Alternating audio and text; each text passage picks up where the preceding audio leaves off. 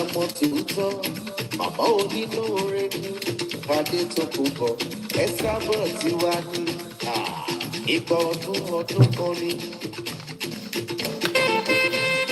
Ṣàkàrà ò ná nothing, Esabod ti dé. Pẹ̀lẹ́ lárẹwà rìn, jẹ́jẹ́ lolówó yọ, ṣèyí ni àjànàkú ló ní kí máa kí ẹ o.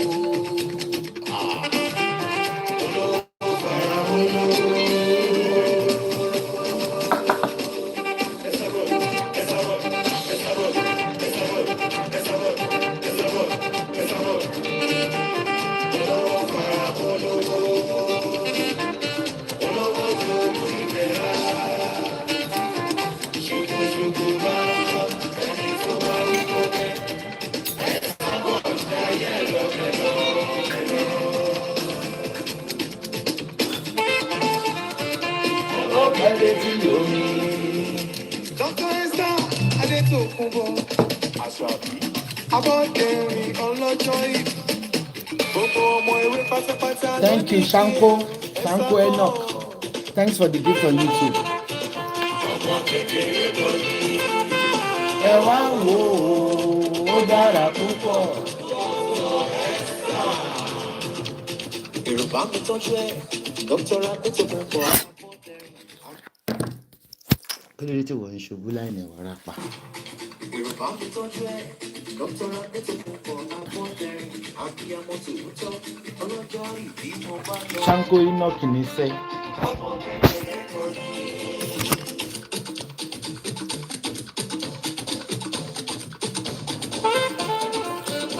Ọmọ kékeré kan ní, Ẹ wá wò ó dára púpọ̀. Dr. Esther.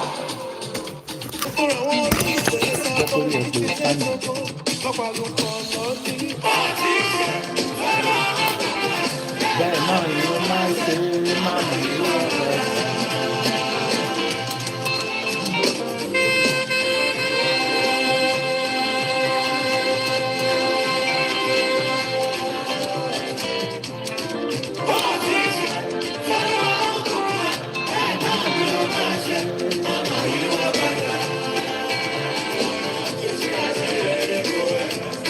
Tó bá lówó.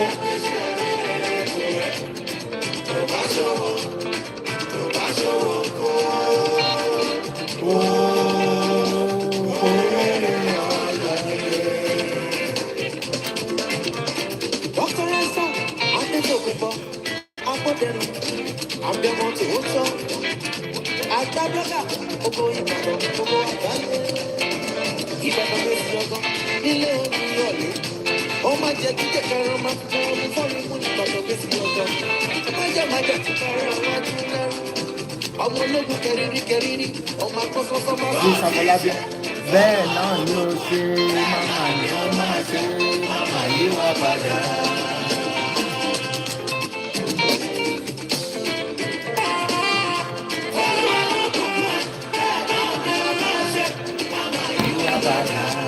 Mi ì yí padà, mo fẹ́ yí padà tẹ̀lé.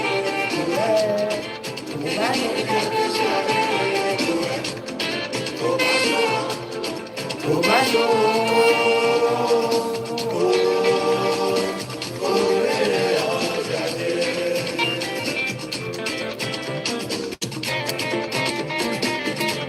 ṣe yí ni àjànàkú, àwọn ọmọ ní kájọ́.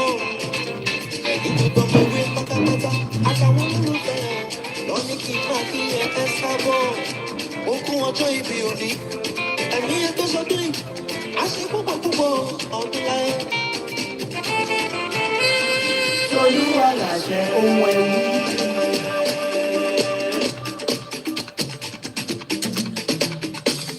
Ẹ̀rọ mi ṣe ẹ̀sìn kọ́ńtàtì yìí. Ẹ lè ṣe ẹ̀sìn ní Facebook yìí.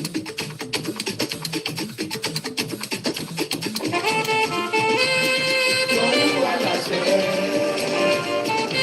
Ìpín àìjẹun ni ó máa làwùká.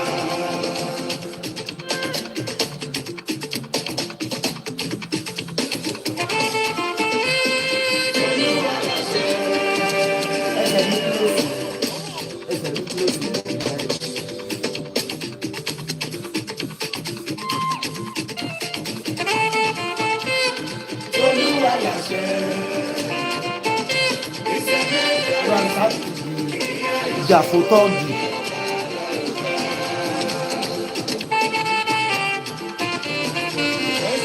Níṣojú ọ̀tá mi ń jà mí.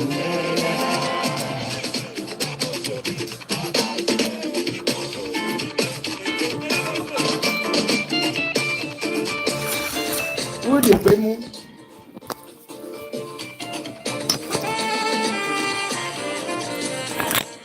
Kí ló ń ṣe é jẹ́ sáǹdì?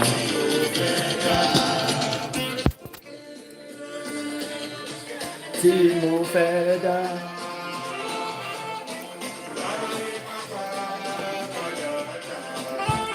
Oúnjẹ.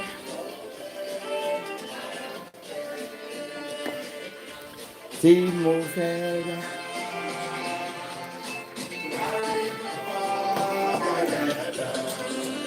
Oúnjẹ.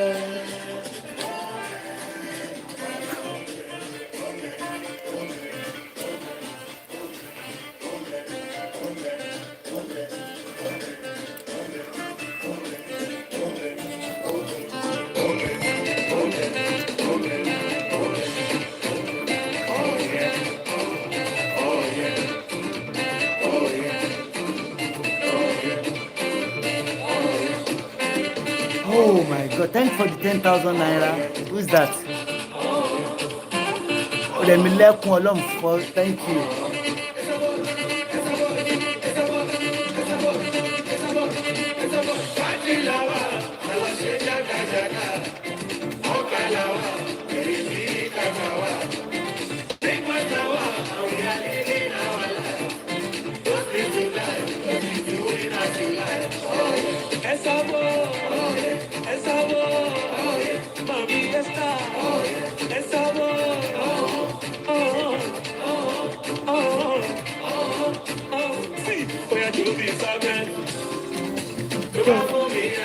Thank you, God bless you. Remilekun Olomfo Olomfo 9490.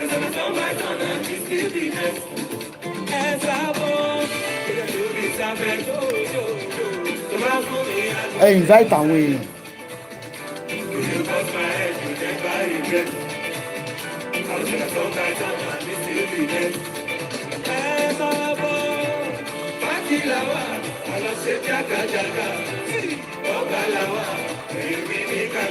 Ẹ bá mi pé ọba Jàfó. Mo ti ń sọ ẹ̀ tipẹ́tipẹ́, ó bọ́ sọ́wọ́ this time around. Ẹ̀yin lẹ ń bá ìjọba Tinubu jẹ́.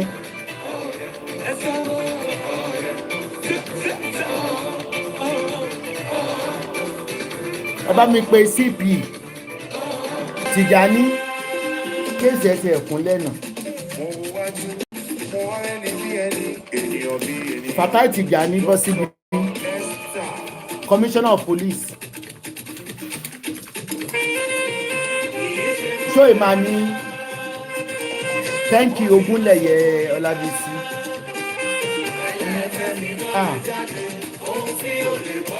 Lẹ́hún rà Olúwa ni òun wọ́n ṣe àyànyàn ògbó ògùn. Kì í ṣe káyọ̀.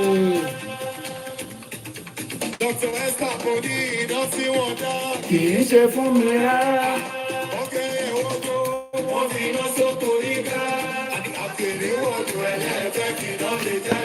Ohun tí ò lè bọ́ sí òun lẹ̀ ń ra wọlé. Bẹ́ẹ̀ bá ti bá mi ṣe ẹ̀ka bẹ̀rẹ̀. Ìyà ò gbọ́dọ̀ jẹ́ poor masses Ọlọ́run.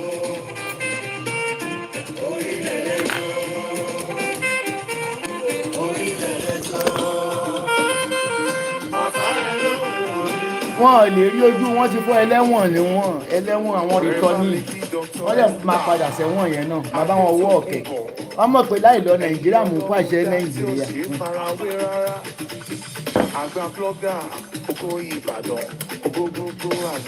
Musa Muhammed Road Union l'Abuja bọ́ síbí.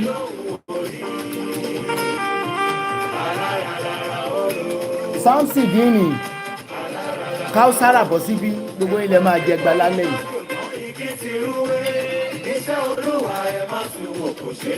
Thank you from Dallas. Olúwa ṣeun.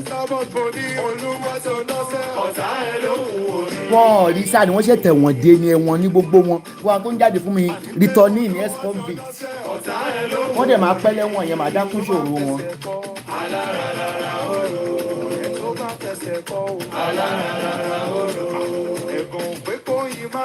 Igi ti rúwé.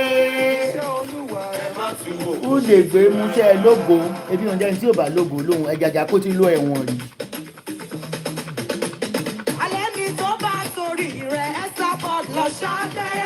Kò ní dáa fún yàláyà wọn àti ìwo wọn òfò ni wọ́n jọ ṣe papọ̀ láwọn yóò ṣe wọn rìn dà.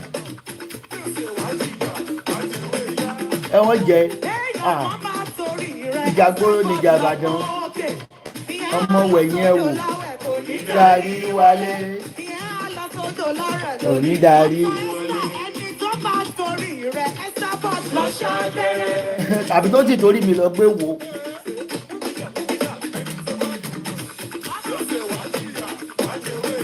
Ọlọ́run ìyà burúkú eyín ìní ẹlẹ́yìn lẹ́nu lẹ́sẹ̀ ń sọ̀rọ̀ eyín yẹn gan ni mo ń target. Thank you fún mi ọpẹ́ ọ̀tásọ́lá ẹ ṣáà sórí Facebook yìí. Okay, to 5 ní Dallas. Àwọn Dallas Texas, Houston Texas, nàmá wọn nìyí.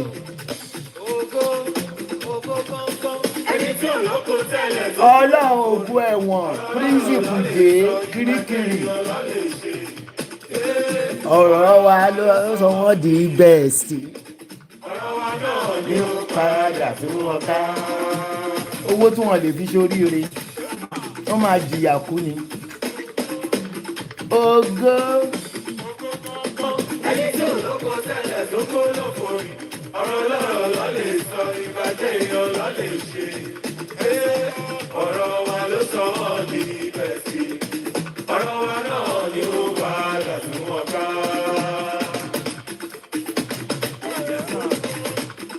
Ògo.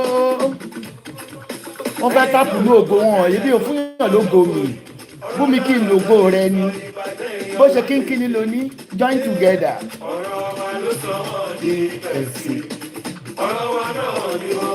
Èmi ò mọ̀ dáhùn ẹlẹ́wọ̀n lóhùn tẹ́ ẹ̀ bá ní criminal record jẹ́ wá bẹ̀rẹ̀ ó lè bẹ̀rẹ̀ o kò sí ló ṣe mí o aristo.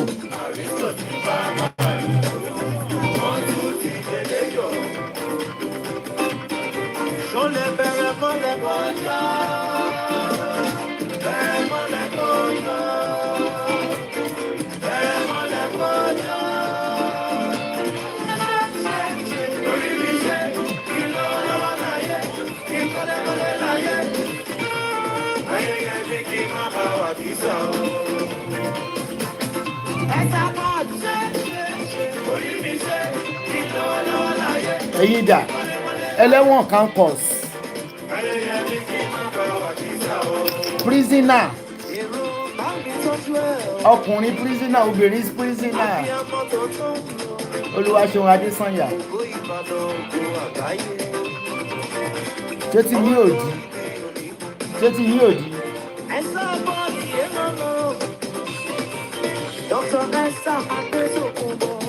mo ń jẹ́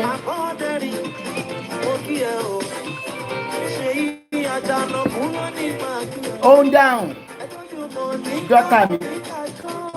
dọ́tà mi. Àwọn àtàblọ́gà yìí ògo Ìbàdàn ògo àgbáyé o. Worldwide Esabod tó ń ṣiṣẹ́ àwọn tó tóbi jù Nàìjíríà wọn lè gbèrú ẹ̀wà fún yín náà ẹ̀yìn kẹ̀ ẹ̀ jẹ́ ṣége yà bítì mo ní gbogbo gáréèjì Èkó ọwọ́ mi ló wà ọ̀rọ̀ àwọn ọmọ gáréèjì la fẹ́ sọ lé ní.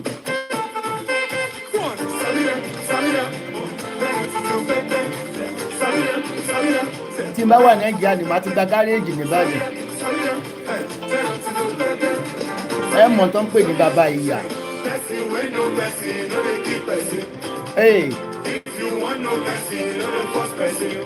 Ọlọ́run ẹ̀ dá wọn mọ̀ wọn dá mi mọ̀ ni iye ogún ọdún ni wẹ̀yìn ẹ wò ìdí gan mọ́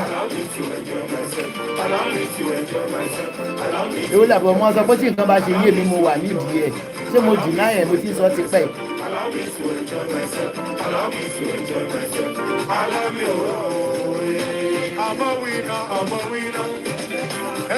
Mama na mafia. I will never do it like I do it. Let's believe I'ma do it, do it. Let me do it how I do it, how I do it. Àwọn tí ò lógo tó ń láǹdì sabatio wọnú kọ́kọ́ bẹ kọ́kọ́ wọnú ọlá kọ́kọ́ wá náà kọ́kọ́ fẹ́ bẹ̀rẹ̀. Allow me to enjoy myself. Allow me to enjoy myself. Allow me to enjoy myself. I love you. Esabod my day, tó kó bọ̀ mí nísàlẹ̀ o.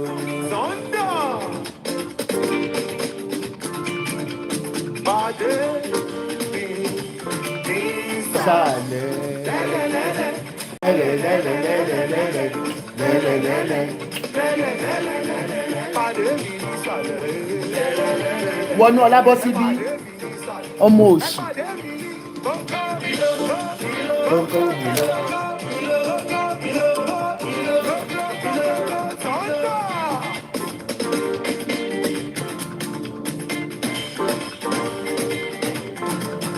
Dr. Esther, are you ready? Dr. Esther, are you ready? Ìkémọ̀ yamà ẹlẹ́wọ̀n àbátíọ̀ ta ló pàyà bèèrè Dorcas Adéyínká ló pàyà bèèrè.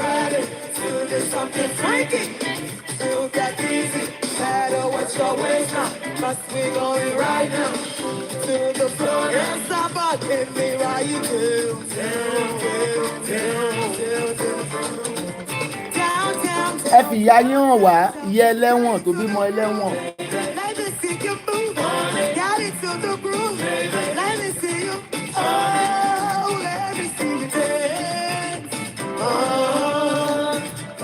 Thanks for the money.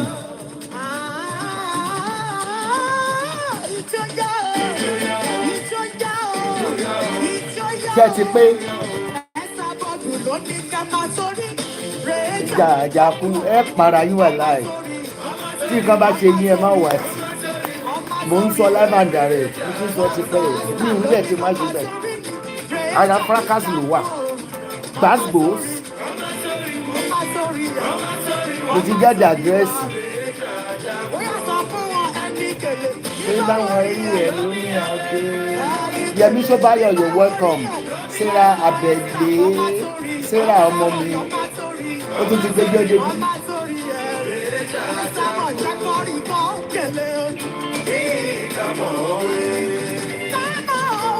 Kò dájú kó rẹ̀ bí kámọ̀ rẹ̀ kò yé yín.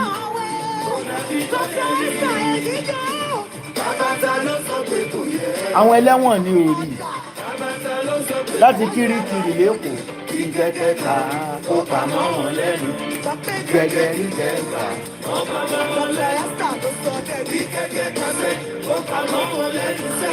Gẹ́gẹ́rí gẹ́gbà. Fúnmi Ayẹni, Rachel Okezi, ṣe ti ṣe àsòrí Facebook.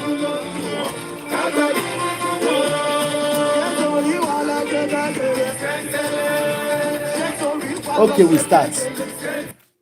Wọ́n fẹ́ mọ̀ dí abájọ ní gẹ́gẹ́ dí gẹ́gẹ́.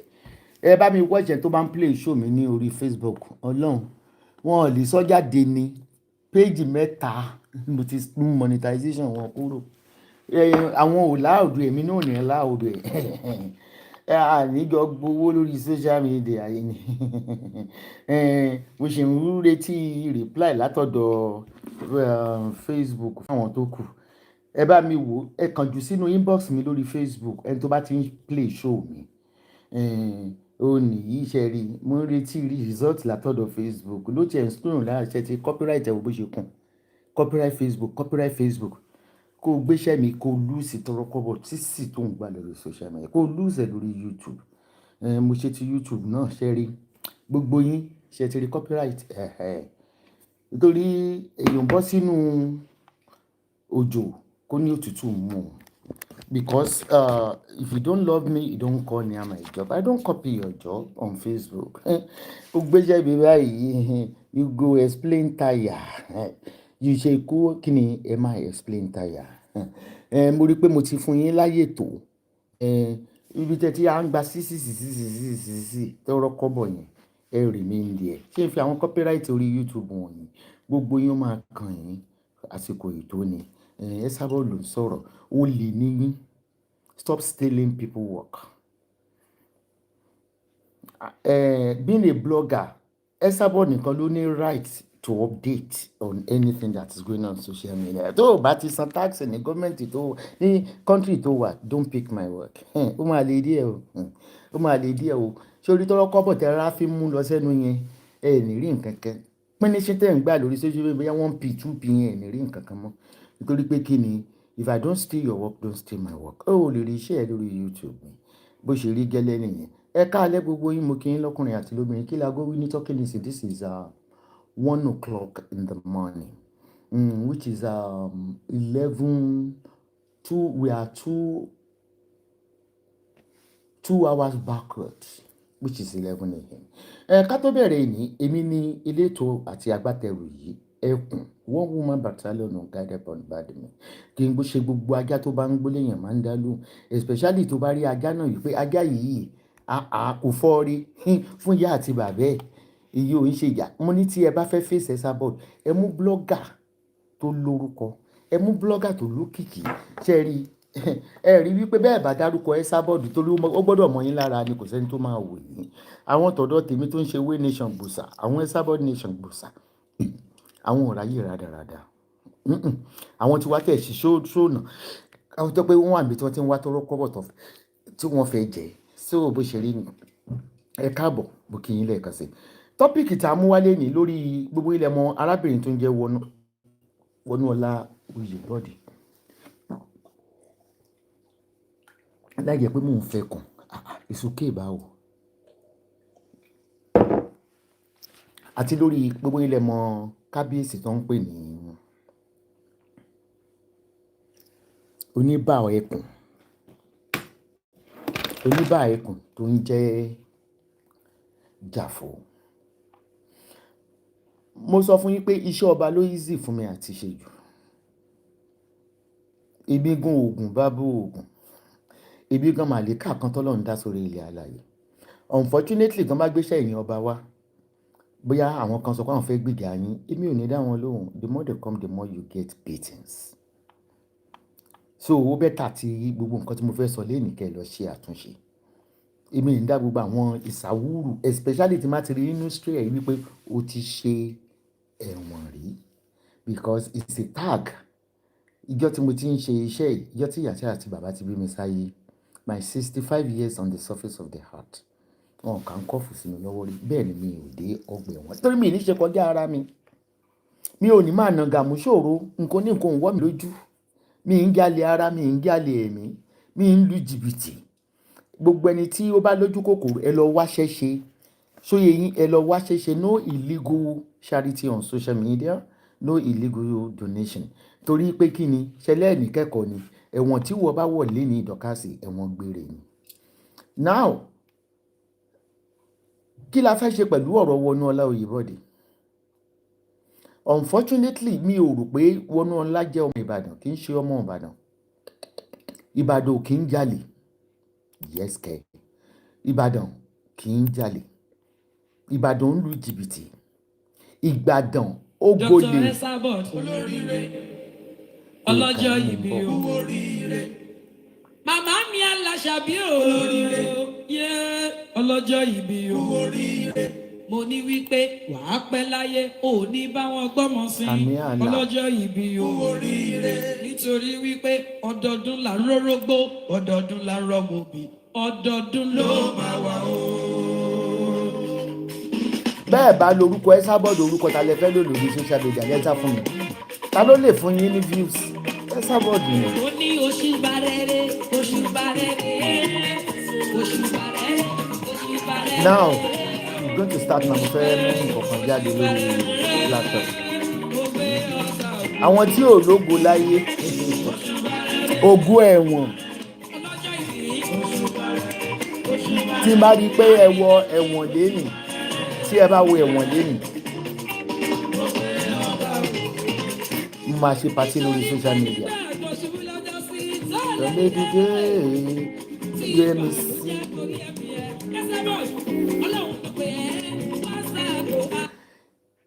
Mo ní wípé mi ò tẹ̀yàn mọ́lẹ̀ kí n tó lókìkí. Ìlérí tí Ọlọ́run dẹ̀ ṣe fún mi ni wípé ìlérí tí ọba òkè ṣe fún mi ni wípé ó lẹ́ni tó bá gbógun tì òun ò gbógun tì ẹni tó bá bá a jà. Mo rí wèrè kan tó gbé àfọ̀ṣẹ jáde kí tó lo àfọ̀ṣẹ yẹn ìgbà tí wọ́n ti ẹ̀mí wọn tí Lizzy Anjorin ti ẹ̀mí wọn kí tó ń sunkún kiri kí tó ń sunkún lọ bó mo nílẹ̀ lọ bá gbogbo tó ń sunkún kiri ìwọ ò deserve attention mi kódà orúkọ ò lè jẹyọ nínú show mi tó yẹ pé show láti accident ẹ̀wọ̀n àbúrò láti accident ẹ̀wọ̀n bike rider ẹbí ọlọ́kadà bike rider o láti accident ẹ̀wọ̀n àparò Síónì wọ́n tì mẹ́wọ̀n oṣù mẹ́ta ló lò ń bẹ̀ ọ̀gá yín pátápátá wọ́n tì mẹ́wọ̀n ní abattoir wọ́n dó fúru ẹ̀ ta ni bàbá bébì ẹ ǹlẹ́ kò sí ní wà nínú accident ní títí ayérayé bẹ́ẹ̀ ṣe bá a kú nìyẹn you don't have good recommendation that is why I pity Iyabo why is she ruling with prisoners kéèyàn tó lè gbàyàn síbi iṣẹ́ ní ìlú òyìnbó they will look for your CV they will get a police report when they get a police report ṣé Iyabo ń gba police report àwọn because mo gbé article kan sórí Instagram mo ní pé kí ló kàn Iyabo ń bẹ ó kàn because ó lè má jẹ́wọ́ kẹ́mọ̀ torí according to the information gotten ó ti sáàkẹ́ okay but at the same time it's only in Nigeria you will employ someone as an actor actress or workers you don't look for the police report bó bá máa ṣiṣẹ́ cleaning ní ìlú òyìnbó lẹ́nìí they will ask for a police report irú Dọ̀kásì Adéyínká kò lè ríṣẹ́ ní ìlú òyìnbó tó máa fi kú because she is a criminal she is a wanted criminal irú Bọ̀dé irú Wọnú náà ọmọ yẹn bẹ́ẹ̀ mi ṣe jẹ́ ìyá àbànújẹ́ lẹ́yìn jẹ́ ọmọ àbànújẹ́ fún ìyá tó bí yín ẹ mú ní ká ẹ lọ sórí social media ẹ lọ sí orí social media ẹ lọ gbé gbogbo rẹ́kọ̀dì àwọn ọmọ mi jáde you have their names you always say their full names and their address tẹ bá tẹ̀ ti sọ pé lee sleep ládírẹ́sì mi because they once lived in my address ọmọ ìbànújẹ́ lẹ́gẹ́ fún òbí yín ìbànújẹ́ òbí ni pé kó rọmọ ẹ̀ lẹ́wọ̀n nígbà tó yẹ kó jẹun ọmọ kó rọmọ ẹ̀ lẹ́wọ̀n ẹkún òbí ni àwẹ̀ òbí ni àní lọ́wọ́ àní bímọ tó máa lọ sẹ́wọ̀n ló ṣe jẹ́ pé mo ṣe sọ fún Ìyábọ̀ yìí pé this is one of your actress ex-convict ex-prisoner incoming prisoner because this is why when I talk about the City Boys movement City Boy movement you need to spend your money they are not giving you any money if you join you're going to spend your money it's an agenda from the youth to share their opinions to let the government know what they want and what they don't want. That is all about City Movement. If you join the City Movement, you need to spend your money. Okay? Do I make myself right? Then secondly, it is high time before Nigerian government employ anybody in any department. They should look for the police report. Gone are the days they don't have they never asked for police report in abroad. Tó bá fẹ́ gbálẹ̀ tó fẹ́ nu table nílùú òyìnbó they will ask for the police report. And with their police report, whether on Google or somewhere else, it will debar them from coming abroad. I think the embassies in Nigeria do ask for police report before they can approve your visa. These people, they don't have any decorum. The sexuality begins at home. Being a blogger for over a decade, 2 decades, okay, you can never see in any Irish newspaper where my own children being jailed, being in prison, being accused. No, because train your child so that you can have a peaceful of mind. Their mother doesn't train them. That is why they are continue to be in prison at any time, which they will rot in prison by God's grace. Mo rí tí jẹ́ kí n padà kí n má lọ ta àwọn ìbọn tó máa gbé ìbọn mi, àwọn ìbọn tó gbẹ́skẹ́ tó gbàskì. When they say ayé àwọn ọmọ ìbàjẹ́, You can't say Ayomobage. Go on Google and search their name. My firstborn is Tina Ogumbanwo. Can call up sleep. They will bring out their files. The second born is not in Ireland. And the third born is living in Ireland. Just Google his name by my address, which is Samuel Granger. Just say Samuel Granger, sleep. And the last one worked in Ireland, born in Ireland, and now working in Dubai. Just Google their name. Glory be to God in heaven. Because Ọlọ́run ò kí ń pààyàn ní orí kó má fi rògbòn sí. Ọlọ́run tí mọ̀ pé single parent, being a single parent does not mean you should not raise your child. Since the years they've been abusing and cursing me, have you ever seen anywhere where you see my children's comment? Because they are well trained. I train them. If not because of my job that needs me to be vocal, kí n máa sọ̀rọ̀, I'm a very private person. Àbí ta lórí rẹ̀ sọ pé òun rí ọ̀rẹ́ lọ́dọ̀ mi rí? No, I stay on my own. I have friends, but if we are not in the same like minds, we cannot roll together. Because my brain always calculates on how to research, how to improve my finance. Are you getting me? Ẹ káàbọ̀, mo kí gbogbo yín sórí ètò yìí. Mo kí gbogbo yín ẹ káàbọ̀ sórí ètò YouTube. You can also share on I've really sweated dancing is good with my mother. Timi Ayeni ò ní jójó bànújẹ́ lórúkọ Jésù. Àmì ò mọ orú èbútẹ́lẹ̀ bú mi lórí social media tó lè move me. Do you know how long I've been a blogger? Do you know how long people have been attacking me? And one thing I reason about you people attacking Esabod everything, taking every opportunity that the only way you can boost your platform is by attacking Esabod. Ìwé ọjọ́ ṣe jù bẹ́ẹ̀ lọ ẹran ló fi gẹ́ o. Èyí tó bá make a good use. That's why I said if you want to prove your prosperity, come out with your evidence. Just like Wonoli Body, she's a scammer. She's a core scammer. She is a pathetic liar. And she's a disgrace to Ibadan. That is why I said can she origin Ibadan at all. Because he asked about being a Gebungbe in Ibadan. Only claim Ibadan. Just like when you are born in abroad, you claim the citizenship of the country. Because mi ò rí Ibadan tó ń jalè. Mi ò rí Ibadan tó ń parọ́. Majority of the people that lies a lot, that thief, that robs, they are not from Ibadan. Because Ibadan are hard-working people. Ó dẹ̀ gbolè ó gbọ̀lẹ̀. Ó gbonílé ó gbàlejò. People can easily step on Ibadan. But the one thing I can promise you about Ibadan, I will not spend my kobo on any legal court on everything. Ní ogún ọdún ni. You know, fracas ló. Once you sign to be a fracas speaker, I've been attacked physically so many times. I've been taught pé ìdájọ́ ọwọ́ ni. Okay? Ọpẹ́ ni fọ́lọ́run ọba òkè. A fi ètò sí orúkọ bàbá orúkọ ọmọ orúkọ ẹ̀mí mímọ́. Ibi ní toyin tí ò tó Dr. Goddess Esther Tokunbo Abọ́dẹ̀rìn Àṣàbí. Ọmọ wọn lókè Ìbàdàn níbi tí ó lè gbé ń jàre Ọlọ́run. Ọmọ agbọ́ sásámọ́sà, ọmọ agbọ́ yàyàmọ́yà. Ìbàdàn kì í mú bá ní rìn ká mú lójú ogun. Ó ní mo ṣe fún ọmọ Dorcas Adéyínká yẹn tí mo gba lọ́yà fún. Ìbàdàn kì í bá ní rìn ká mójú. Àmọ́ ìjà gbòòrò ní ìjà Ìbàdàn. Ìbàdàn ibi tí wàláì tọ́ọ̀gì kò lè stand the tọ́ọ̀gì Ìbàdàn. The thugs in Ibadan, they are well connected. Àfi kó máa gbé ní òòlẹ̀. Tọ́ọ̀gì Èkó wọ́n ń ṣèbà fún tọ́ọ̀gì Ìbàdàn ni. Ìbàdàn kọ̀ kílé òṣù láìlá. Mi ò ṣẹ̀ṣẹ̀ máa sọ fún yín, I've been saying this years ago. You come for me, you will regret your life.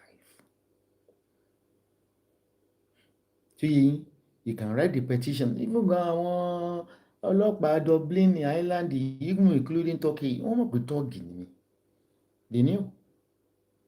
So I'm very proud.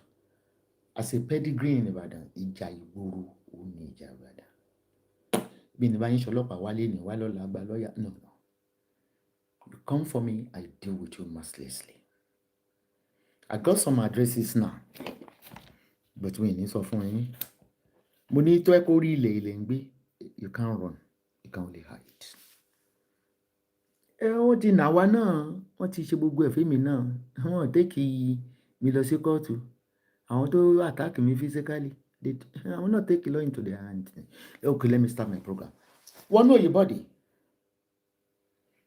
If at all I want to prosecute you with your fake letters, also it's just a private warning. It's not a court letter. Why did you lie that you are LAB, BSc? It's a scam. That's the letter you presented to the city boys. I will continue to expose you. Maybe tomorrow night, today's night, I will come and do a show on Instagram about your woman. You'll be scamming people a lot on social media. Your reports is all inside my WhatsApp.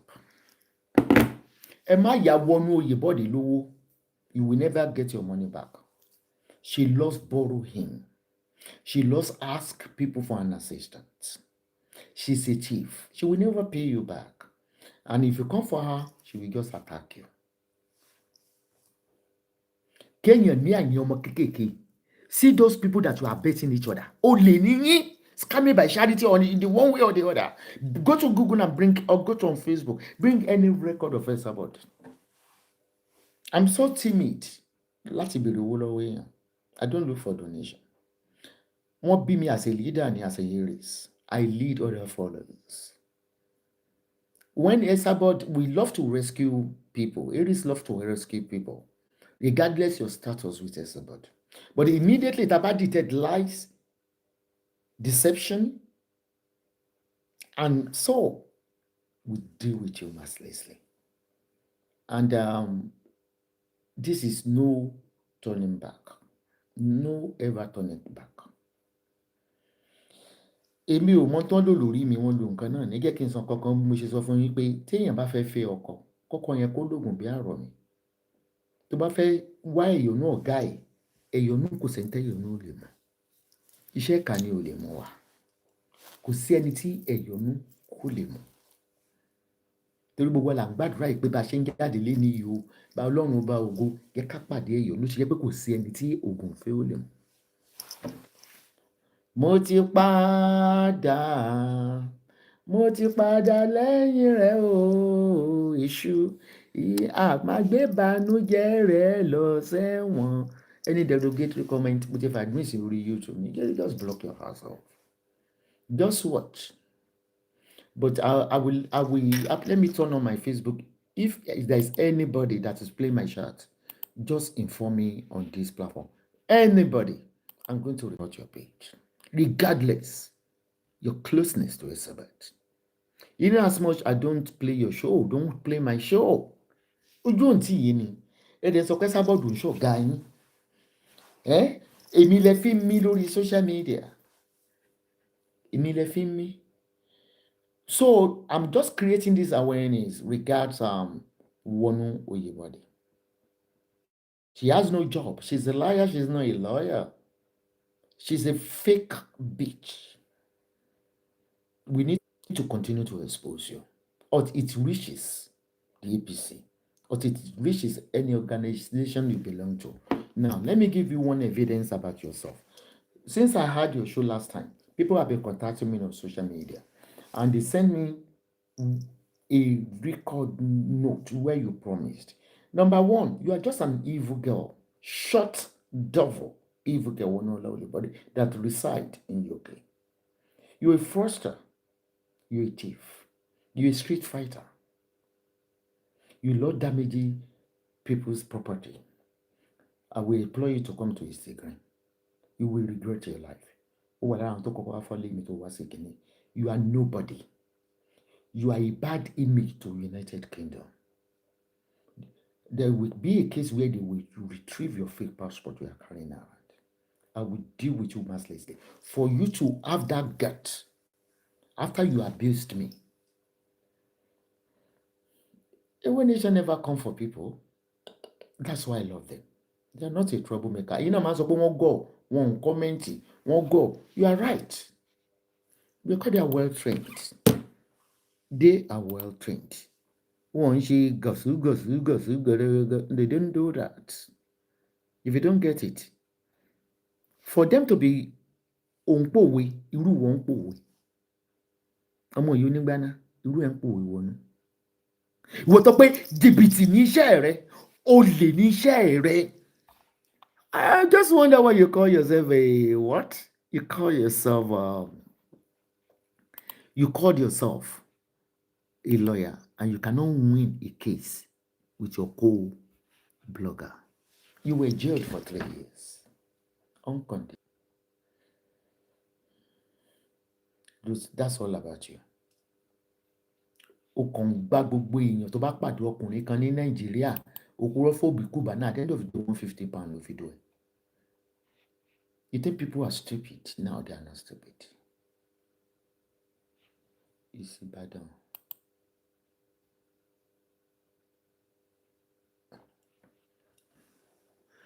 So you're welcome again. Now, let's go to the topic for this Sanchita. Gbogbo yín lè rí tí mò ń sọ nípa Oniba Ekun. Jafo. You don't need to ask people or call people my address. Just Google Esabod address or Esabod address. It's on Google. I'm a registered blogger.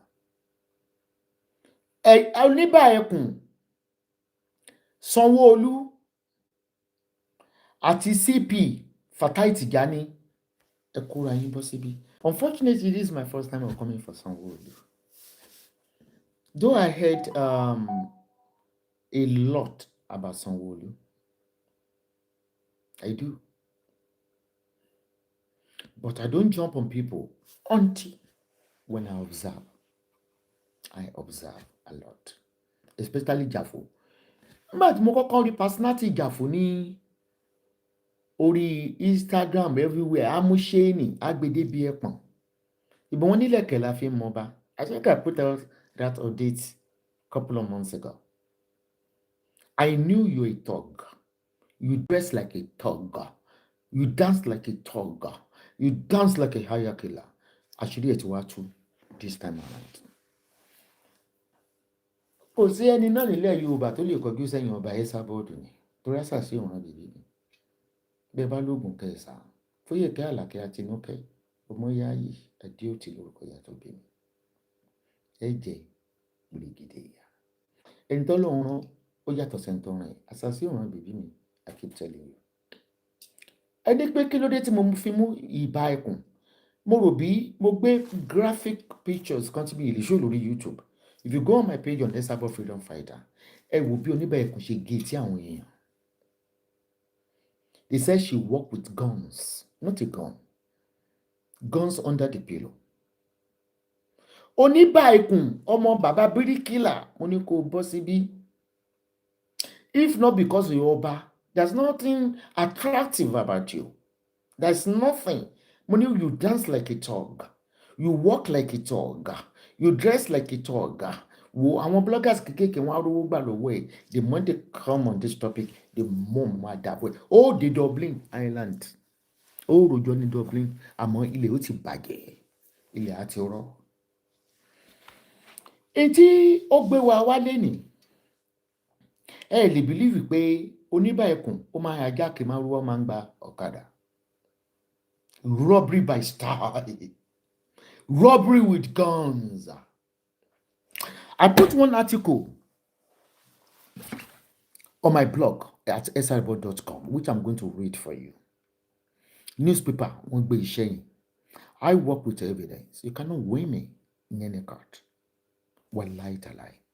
You can never say me kí n gbé ṣẹ́yìn wá tí n bá gba insufficient evidences about the person.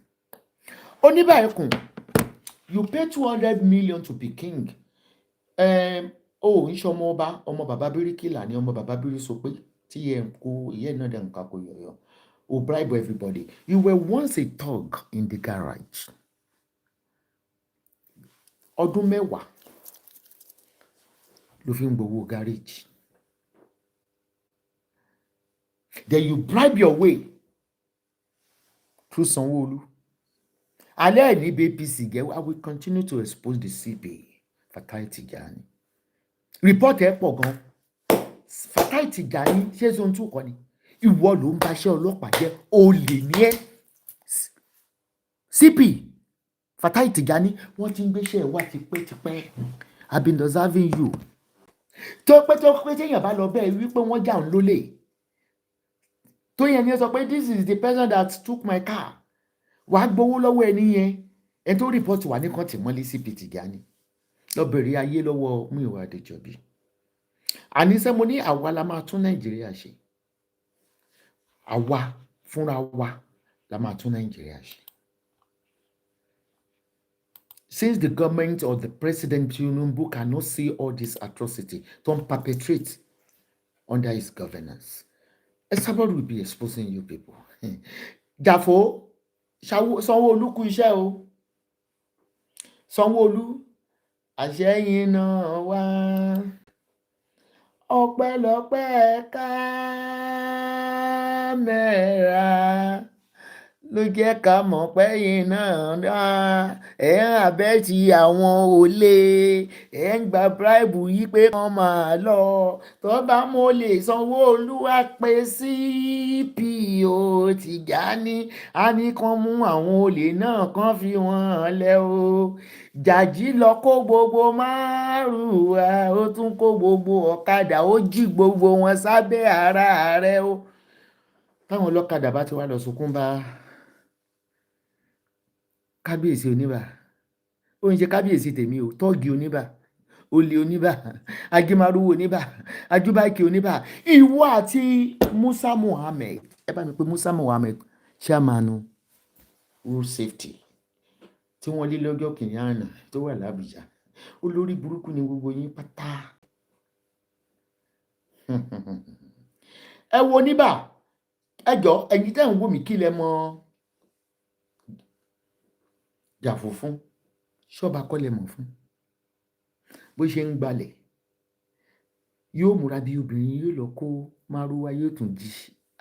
Jàfó olè kó dẹ̀ lè yà mí lẹ́nu. First wife ẹnjọ́ marriage, first wife orí pé mi bá wọn dá sí kéèsì yẹn. To humiliate, to disgrace the first wife ẹ tó bímọ tó ní pé kó má represent ọmọ rẹ̀. Ìkànnì ẹ̀. Bó sọ pé ẹ̀yin ọba ẹ̀ ní agbára kankan. Àwọn tó ní Musa yẹn jẹ́ bí president of road transport. Kòkè. Mo ní ní agbára kankan. Kì í ṣe gbogbo yín. Èyíkéyìí tó bá ti tàpá sí jẹ́ low volume WhatsApp mi. Ẹnikẹ́ni tó bá ti tàpá sí ìṣẹ̀ṣe. Lótìtọ́ gọ́ọ̀mẹ̀ntì gbàgbára lọ́wọ́ yín. Ṣó tún yẹ kẹ́ ẹ máa dákún ṣòro ará ìlú. Kí lẹ ti ẹ̀ bá lé gan náà. Ẹ̀yin àkùkọ gàgàrà tí ò kọ́. Iṣẹ́ ọba, which tí mo máa ń sọ gbogbo ìgbà. Iṣẹ́ ọba ará ìlú tó wà ní constituency yín ibi tí ẹ ti jọba. Wẹ́dà wọn ní sísí wọn ní kọ́bọ̀. Ní tọ́lọ́pàá ò bá gbọ́ sí wọn létí. Ní tọ́ máa lọ sọ fún ọlọ́pàá tọ́lọ́pàá ò gbọ́. Tí àwọn tó ń dà wọ́n ríboríbo, ọ̀dọ̀ ọba ló yẹ kán fi sùn. Ọba wà pọ̀lọ́pàá fún wọn. Kí ni iṣẹ́ yín? What is your duty? Ju pé kẹ́ ẹ ṣe trafficking, kẹ́ ẹ jalè lọ. Aláwọn ọba tí ń ṣe rádaràda. A ní àwọn ọba tó yẹ pé kọ́tọ́rà gidi ni wọ́n. Ifá ló fi wọ́n síbẹ̀. A ní àwọn ọba yẹn lóríṣiríṣi.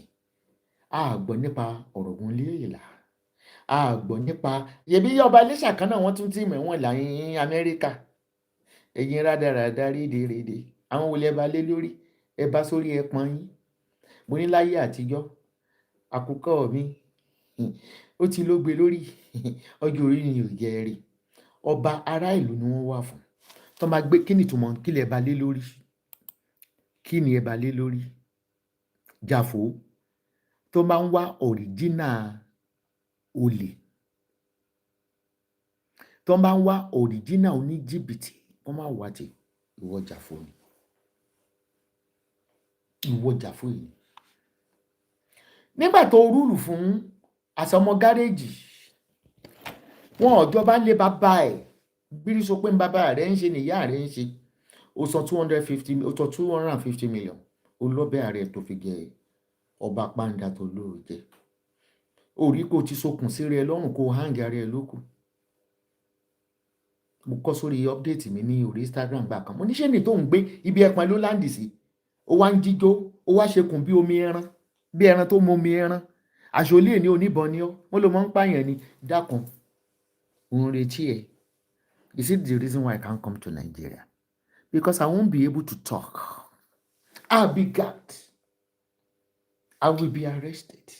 I love myself residing abroad so that I can hit you harder. I can hit you harder. I could continue to expose you. Nígbà tó wá jọba, tó rí ìgìwé ẹ̀ through àwọn Sanwó-Olú, through Musa Muhammed, gbogbo yín mo ti ní pictures yín, máa gbé pictures yín, máa gbé yín rìn. This is eléyìí ò ní pẹ́, ó ṣì ń bọ̀ mí tí dé. Wọ́n ní Èkó, ẹ mà wọn ní márúwá, ẹ kàn máa ń pariwo pé àwọn transport o, iye tó ń gbé márúwá o, ó ti wọ́n o, ó ti wọ́n o, ó ti wọ́n. Àwọn olórí burúkú irú àwọn ọba òfò yìí, àwọn náà wà nídìí márúwá. Jàfó ohun rìn yẹn nígbà tó jọba tán, ó bá lóhùn ní release garage. Ebi mọ̀ pé bíbí tó bá tún ti ní garage ní òye mi. What is going on in Nigeria? Do you want to tell us you are perpetrating all this evil under Tinubu? Ṣé àbí nítorí pé ọmọ wa ni ẹjọ́ ó ṣe é? Ǹjẹ́ lè ṣe pẹ̀lú Haúsá tó di ẹsẹ̀ pé Gàjò wèrè Jàfó, ó tún ta fake ticket. Ó tún ta fake ticket tí arákùnrin yìí tó ń gbé wá tó wá ń tà fún àwọn onímárúwá yẹn Musa Mala. Fake ticket. Ó wá ní àwọn ọlọ́pàá, òun ni wọ́n lára. Okay, Sanwó-Olú wá fún ẹ ní gáréèjì. Aró lórí burúkú ta láwọn politician míì ń ṣe nìyẹn o. Ẹ wo Sanwó-Olú. Bí ìbá ṣe pẹ́yìn tẹ̀ ń dó Sanwó-Olú gan ni. Ẹ rí ṣèpò orí Sanwó-Olú ni. Àfi bí baseball bat. Ẹ rí ni. Ebi ò mọ́pọlọ tí ń bẹ lórí rẹ̀. Tó jẹ́ pé àti ní okay, gbàtẹ́ nípa ẹ̀ lè cancel gáréèjì. Kí ló tẹ̀ ń nira yín lára, tẹ̀ ń ra aráàlú lára?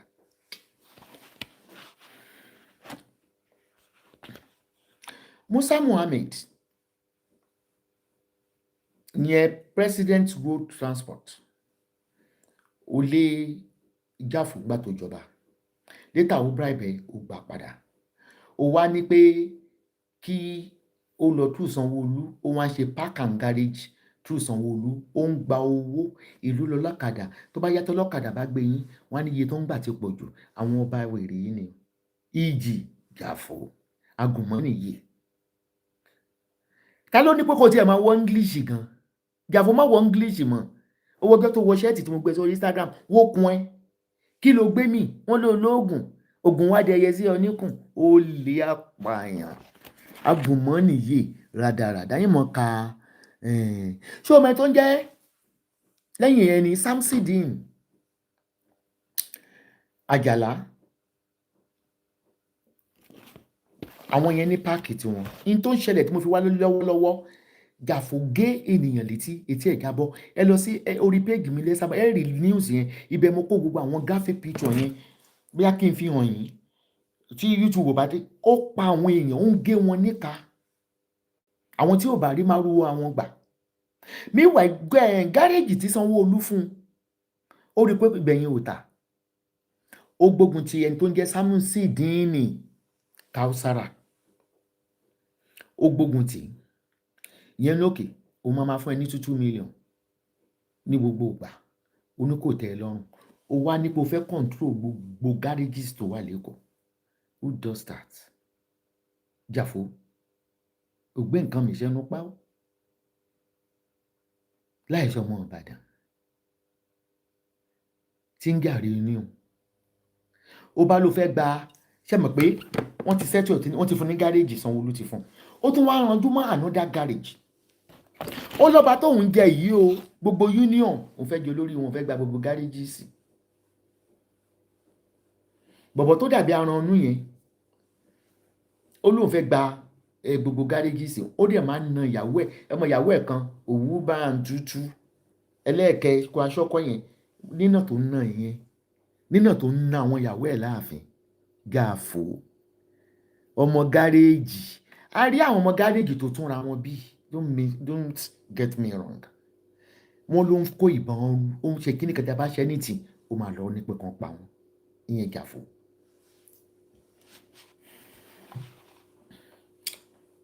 CP Fatai Tijani wọ́n kó àwọn boys kan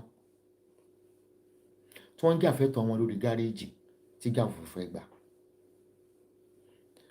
ó lè ní ẹni Fatai Tijani wà gbádùn mi bí òyìnbó ṣe ń gbádùn sìgá.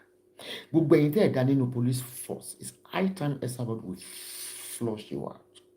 Màmá pé bí mo ṣe ń blog yín lórí e-blog lọ Google, màmá blog yín everywhere. Àwọn other blog màmá gbé ó mọ̀ pé gbogbo blogger copy and paste ní wẹ̀. Bí wọ Gàfó ṣe pé àwọn boys tán gbé tọ́kọ̀ illegally ìwọ ló ní pé kán tí wọ́n mọ́lé with the help of Fatai Tijani the CP, I think, which I believe is the Commissioner of Police in Zone 2. Ìwọ ẹnìkan náà ló ń support àwọn ajagunbalẹ̀ Tijani. Mo ti mí ìyẹn tipẹ́tipẹ́. Ìwọ tó dúdú tó ní ìgbàsẹ̀. Àníṣe ọlọ́pàá àní Nàìjíríà ṣe Tinubu kọ́ ni ó bá wa clean Nàìjíríà. Àwa lá clean ara wa. Now, meanwhile, àwọn garage, àwọn union wọ́n dá owó fún Gàfó. Wọ́n láwọn fẹ́ gba health insurance fún gbogbo àwọn boys tó máa ń nà. Tó ń bá àwọn alákadà wọn lásídẹ́ǹtì ni, ọmọ oníkìní kan lásídẹ́ǹtì ni, wọ́n ní àwọn fẹ́ gba health insurance. Wọ́n bá dá millions of naira fún Gàfó. Insurance yẹn gan wọ́n gbé mọ́tò fún Gàfó. Bí Gàfó ṣe ta mọ́tò nù, ó kó gbogbo owó, ó kó lọ. Ẹ jọ kí ló ń ṣẹlẹ̀ yín olóṣèlú ẹ̀dẹ̀ ṣàánú Nàìjíríà. Ẹ má mọ̀ fi ẹ má mọ̀ yan ọba mọ́ tó bá ṣe iṣẹ́. Jẹ́ kí Ifá mọ̀ yan ọba. Ẹ̀yin political kings yìí, there is something about you. There is something about you that is illegal. Illegal atrocities. Because Ifá kọ́ ló wọ́n wá ní pé ẹyẹ òkè bí eku ní Nàìjíríà kí ni kò lè ké bí eku. Ẹ mọ reason tó fi gbé yín síbẹ̀. Ẹ ká lọ sí ìpolówó ọjà wa. Gbogbo àgbáyé ni wọ́n ti mọ̀ tí wọ́n sì ròyìn pé iléeṣẹ́ House of Freedom Body Care ní iléeṣẹ́ tó kájú ẹ̀ka tó jọra láìsí kùdìẹ̀kudìẹ. Àwọn tó ń débẹ̀ ni wọ́n ròyìn professional care and touch tí iléeṣẹ́ House of Freedom Body Care fún àwọn customers jákèjádò àgbáyé ni gbogbo àwọn èèyàn ti máa wá fún ìtọ́jú ara wọn ní iléeṣẹ́ House of Freedom Body Care. Pàápàá jùlọ fún gbogbo àwọn tí diaspora tó fẹ́ wá ṣe Christmas àti New Year ní Nàìjíríà tí ọ̀pọ̀lọpọ̀ wọn ò sì ráyè tọ́jú ara wọn ní òkè òkun. House of Freedom Body Care ló máa bá yín ṣe gbogbo ìtọ́jú ara yín pátápátá tára yín sì máa dàbí tọmọ tuntun ní kété tẹ́ bá ti ń gúnlẹ̀ sílùú Èkó. Àyè àti gbẹ́rù yín sí náà sì tún wà nílé iṣẹ́ House of Freedom Body Care. Àwọn ti diaspora ò lè má yà sí ilé iṣẹ́ House of Freedom Body Care ní kété tí wọ́n bá ti ń gúnlẹ̀ sílùú Èkó. Oríṣiríṣi skin care ló wà nílé iṣẹ́ House of Freedom Body Care. Talking combo, customized combo, Moroccan combo, glowing skin. O tún wá fẹ́ gba gáréèjì lọ́wọ́ ànímọ̀ ń bọ̀. Àwọn tó gbafẹ́ bíi massage, kí ọba lẹ̀ padà sí gáréèjì. relaxation massage, anti-aging facials, hydra facials, oxygen facials, vampire facial, body scrub, whitening and Moroccan body scrub, pedicure, manicure, teeth whitening, skin tag removal, pimples removal, spot and stone ball removal. Fídàbà ni wọ́n ti ṣètò sílẹ̀ fún gbogbo ẹni tó fẹ́ jẹ ìgbádùn àsìkò. Ọ̀fẹ́ ni ọtí tó tutù tí wọ́n sì máa fún gbogbo ẹni tó wá fún ìtọ́jú ara wọn. Èyíkéyìí ọtí tẹ́ ẹ bá fẹ́ ni wọ́n máa fi ṣe ìtọ́jú yín lásìkò tẹ́ ẹ bá wà nílé iṣẹ́ House of Freedom Body Care. Frida Kitchen náà gbẹ̀yìn fún gbogbo ẹni tó bá fẹ́ jẹ oúnjẹ àsìkò. Kò sí oúnjẹ tó bá ìgbà mú tẹ́ ẹ̀ ní rí nílé iṣẹ́ Frida Kitchen. Oh yes, what are you waiting for? For your body care, spa, dining and whining. Stop and shop at House of Freedom Body Care, located at 116/58 Akérèlé Road, Surulere, Lagos, and at VIP Lodge, where you can relax. 116 Akérèlé Road, Surulere, Lagos. Contact +234-803 7018 772 or +234-808 697-9437. Also, +234-703 6493 053. Ẹ bá wa bẹ Gàfó ń pa àwọn ọlọ́kadà lẹ́kọ̀ọ́. Fún gbogbo àwọn ìtọ́jú tí ò lè jábá tó. Ó wá ń yọ̀bọ sí gbogbo àwọn chairman union, àwọn tó ní union gáréèjì, ó ń yọ̀bọ sí wọn pé àfi tó bá pa wọn. Agbẹ́yìn gbádùn nínú ìrọ̀rùn. Òun lo oògùn ẹ̀mí gígùn. Ká fúnra wa láàyè yẹra lọ sẹ́mi. Ní ilé gbé ìgbàlá ń pẹ́ ìgbàlódé. Shortlet apartment. Òun ló lè fún wa ní ìfọ̀kànbalẹ̀. Èwo ni ká ṣiṣẹ́ kárakára lókè òkun. Ká tún wá dé sí Nàìjíríà. Tó yẹ ká ní ìsinmi. Káwọn ẹbí ọ̀rẹ́ aládùúgbò tí wọ́n máa fún wa ní wàhálà àti ẹjọ́ àròdàbọ̀. Ọ̀nà àbáyọ ti wá dé fún gbogbo ẹ̀yin tẹ̀ ń bọ̀ wá sí orílẹ̀-èdè Nàìjíríà láti wá fún ara ní ìsinmi. Ilé-iṣẹ́ The Red Door Restaurant and Lounge ló ti pèsè Shortlet apartment sílẹ̀ fún wa ní àyíká tó dára. Àyè ìgbọ́kọ̀sí, iná ẹ̀lẹ́tírísítì, security, ètò ààbò tó dájú àti gbogbo àwọn ohun amáyédẹrùn. Oh yes, at the Radio Restaurants and Lounge. Enjoy your stay with family and friends in our lovely and affordable first apartment, 3-bedroom serviced apartments, where you enjoy all our services, 24/7 electricity, backup generators, fully equipped kitchen, high-speed internet, smart TVs, washing machine, DSTV, double balcony, housekeeping, secure estates, serene environment, 7-minute drive from international airports, located off Allen Avenue, Ikeja. You can also go for our second apartment, 4-bedroom, semi-detached serviced apartment. You also enjoy our services, 24/7 electricity, backup generator, fully equipped kitchen, washing machine, high-speed internet, Bluetooth speakers, DSTV, snooker bars, self-compound with uniform security, secure estates, serene environment, 20-minute drive from international airports, located off Adeniyi Jones, Ikeja. This coming trip to Nigeria, ensure you visit the Red Door Restaurant and Lounge. Contact for inquiry, inspection and bookings. Kindly send a DM, call or WhatsApp on +23470 8528 7338. Once again, +23470 8528 7338. Social media handles: Facebook page, the Radio Restaurant and Lounge, Instagram page, Radio_apartments. Orílẹ̀-èdè Nàìjíríà tó ń bọ̀ láìpẹ́ yìí, gbìyànjú láti kàn sí the Radio Restaurant and Lounge fún ìsinmi àtìgbádùn tó débẹ̀ gbà bẹ́ẹ̀. Ọba ló máa ń dádé orí, ìjòyè ló nílẹ̀kẹ̀. Tàbá wá ń sọ̀rọ̀ nípa gold tó jẹ́ ojúlówó láti ṣọ̀ṣọ́. Iléeṣẹ́ Aláàjì Olúọmọ Gold Dubai ni mò ń sọ nípa ẹ̀. Tí wọ́n ń ta pure 18 karat, 21 karat, 22 karat Italian gold. Yàtọ̀ sáwọn tó ń ta dàrọ́gùdù. Dàálẹ̀ kó o tó ṣà. Kò sí àbámọ̀ fún gbogbo gold tẹ́ bára níléeṣẹ́ Aláàjì Olúọmọ Gold Dubai. Káàkiri gbogbo àgbáyé ni wọ́n ti ń patronize wọn. Àwọn ènìyàn pàtàkì àti ọlọ́lá ni wọ́n máa ra pure 18 karat, 21 karat, 22 karat Italian gold níléeṣẹ́ Aláàjì Olúọmọ Gold Dubai. Gbogbo gold tẹ́ fẹ́ lò níbi pati yẹn tó ń bọ̀ yìí, ẹ ṣe kàn sí iléeṣẹ́ Aláàjì Olúọmọ Gold Dubai. Tẹ́ bá ti ń dòde àríyá ni wọ́n máa yẹ yín sí pọ́n lé tẹ̀rítọ̀yàyà bí ọba. Ìwọ náà darapọ̀ mọ́ àwọn olóríire tí wọ́n ra pure 18 karat, 21 karat, 22 karat Italian gold níléeṣẹ́ Aláàjì Olúọmọ Gold Dubai. Oh yes, at Aláàjì Olúọmọ Gold Dubai we sell pure 18 karat, 21 karat, 22 karat Italian gold necklace, owambe full set, customized handmade sets, name customized bangles, earrings, rings, pendants, and chain, and lots more. Stop and shop at Aláàjì Olúọmọ Gold Dubai. We ship worldwide. Address: Shop 9, New Gold Souk, Dubai Deira, United Arab Emirates. Social media handles: Instagram Aláàjì_Olúọmọ_ Gold Dubai, Facebook Aláàjì Olúọmọ Gold Dubai, TikTok at Aláàjì Olúọmọ_ Gold Dubai, Gmail AláàjìOlúọmọ2022 at gmail.com. Contact +97154 590 5475 or +97156 804 0529. Fún gbogbo gold tẹ́ fẹ́ rà bíi pure 18 karat, 21 karat, 22 karat Italian gold, iléeṣẹ́ Aláàjì Olúọmọ Gold Dubai ní kẹ́kàn sí ẹgbà bẹ́ẹ̀. Oríṣiríṣi aṣọ àràǹbarà ló wà lára alágẹmọ tó fi ń gbà yìí láàrin gbogbo àwọn ẹranko tó kù. Bẹ́ẹ̀ ni ladies wear tailoring, iléeṣẹ́ Olúọmọ homes of fashion, ladies wear tailoring and embroidery ló gba ìjùlọ ní gbogbo àgbáyé. Èyàn dẹ̀ fẹ́ lọ sẹ́wọ̀n kó má mú àwọn colleagues dání.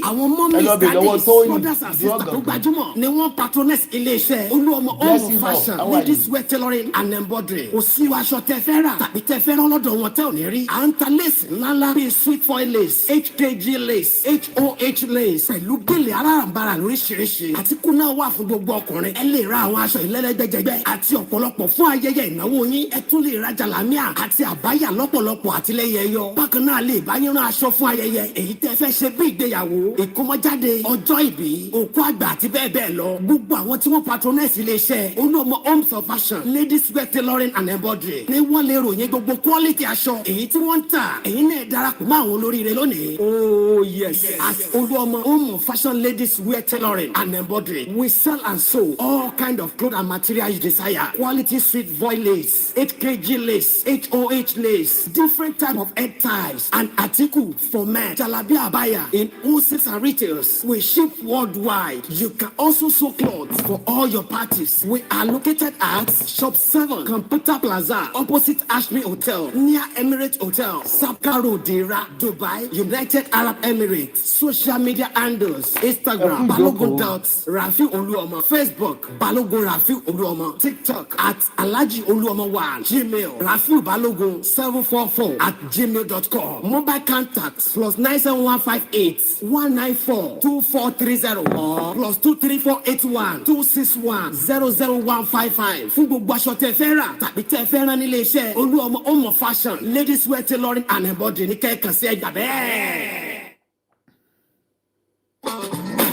Olabanji Farms ti múre wá fún gbogbo ènìyàn ẹ máa yọ̀. Iṣẹ́ làṣẹ jẹ́ òwò làṣẹ là. Olabanji Farms ti mú okòwò tó máa sọ yín dọlọ́lá wá fún gbogbo ènìyàn wá dọlọ́lá. Kí èèyàn fi gbogbo ọjọ́ ayé ṣiṣẹ́ kò sọ ní dọlọ́rọ̀. Àfi kí èèyàn mọ okòwò tó lè sọ̀yìn dolówó dọlọ́rọ̀ pẹ̀lú ìfọ̀kànbalẹ̀. Ìdí rèé tí Olabanji Farms fi gbé okòwò investment wá fún gbogbo ènìyàn. Ẹ lè fi 5 million invest lórí ẹlẹ́dẹ̀. Ẹ ó sì máa gba 1 million naira ní gbogbo 6 months fún ọdún méjì. Lẹ́yìn ọdún méjì ẹ lè tẹ̀síwájú tàbí kẹ́ gba owó 5 million investment padà. Bákan náà 5 million investment fún adìẹ. Ẹ máa gba 1 million naira ní every 6 months fún ọdún méjì. Àǹfààní tún wà fún gbogbo ènìyàn tó fẹ́ ra oúnjẹ adìẹ, ẹlẹ́dẹ̀ àti oúnjẹ ẹja. Ẹyin náà wà ní rẹpẹtẹ fún títà. Live catfish tàbí dry fish gbogbo ẹ̀. Iléeṣẹ́ Olabanji Farms lẹ́tí máa rí. Ẹ tètè kàn sí wọn nílé iṣẹ́ wọn. Olabanji Feed Mix and Egg Depot tó wà ní odò ọ̀nà kékeré ní ìdojúkọ Olabanji Oil and Gas. Tàbí kẹ́ ẹ bá wọn sọ̀rọ̀ lórí ẹ̀rọ ìbánisọ̀rọ̀ yìí. Mobile contact plus 234803556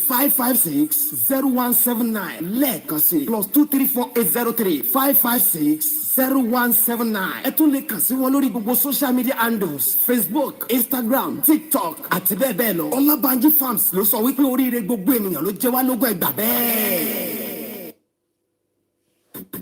Oh yes, are you a traveler or you need a comfortable and serene environment to relax?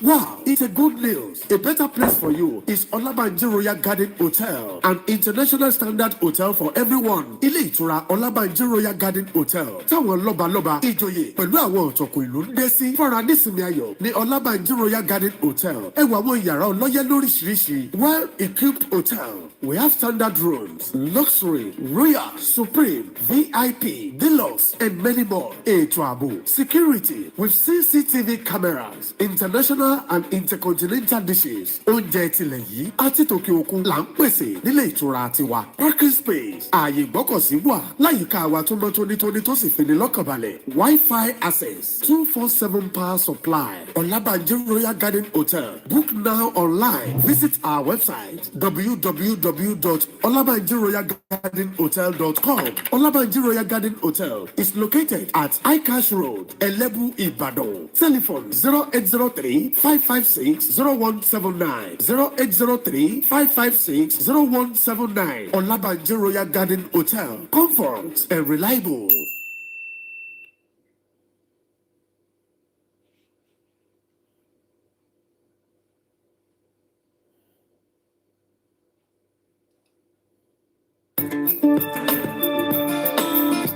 Fẹ́ ìgbáyé gbádùn nínú ààbò tó dájú lórílẹ̀‐èdè Nàìjíríà. The Redo Restaurants and Lounge nìkan ni mo lè fọwọ́ ẹ̀ sọ̀yà. Pàápàá jùlọ fún gbogbo ẹ̀yin tẹ́ ń bọ̀ sórílẹ̀‐èdè Nàìjíríà. Tẹ́ ẹ fẹ́ chocolate apartment ti wá fún ara nísinmi lẹ́yìn kókó jọ̀ọ́jọ̀ iṣẹ́ àṣekárakára. Ààyè tó dáa ni The Redo Restaurants and Lounge ti pèsè Redo apartment sí pẹ̀lú àwọn ohun amáyédẹrùn. Ààyè ìgbọ́kọ̀sí, iná tó múlẹ̀ láìṣẹ́jú, ètò ààbò tó dájú àti bẹ́ẹ̀ bẹ́ẹ̀ lọ. Bákan náà, Redo Wines and Liqueurs ni a ti lè rí ọtí àti wines lóríṣiríṣi. A tún lè ọ̀dà ọtí àti wine fún àwọn ayẹyẹ tẹ́ fẹ́ ṣe. A ó sì bá yín gbedébẹ̀ lọ́wọ́ kan. Oh yes, at the Redo Restaurants and Lounge, you can enjoy your stay with family and loved ones in a serene gated estate with maximum security guarantee. All apartment compound equipped with CCTV camera at affordable price. Our apartment from 2 to 6 bedroom services, 24/7 electricity with backup generator, fully equipped kitchen, high-speed internet, smart TV and DSTV, washing machine, double balcony, self-compound, block of flats, housekeeping and lots more. Our 2 to 6 bedroom service apartments are in 3 locations. First, located off Allen Avenue, Ikeja. Second, Adeniyi Jones,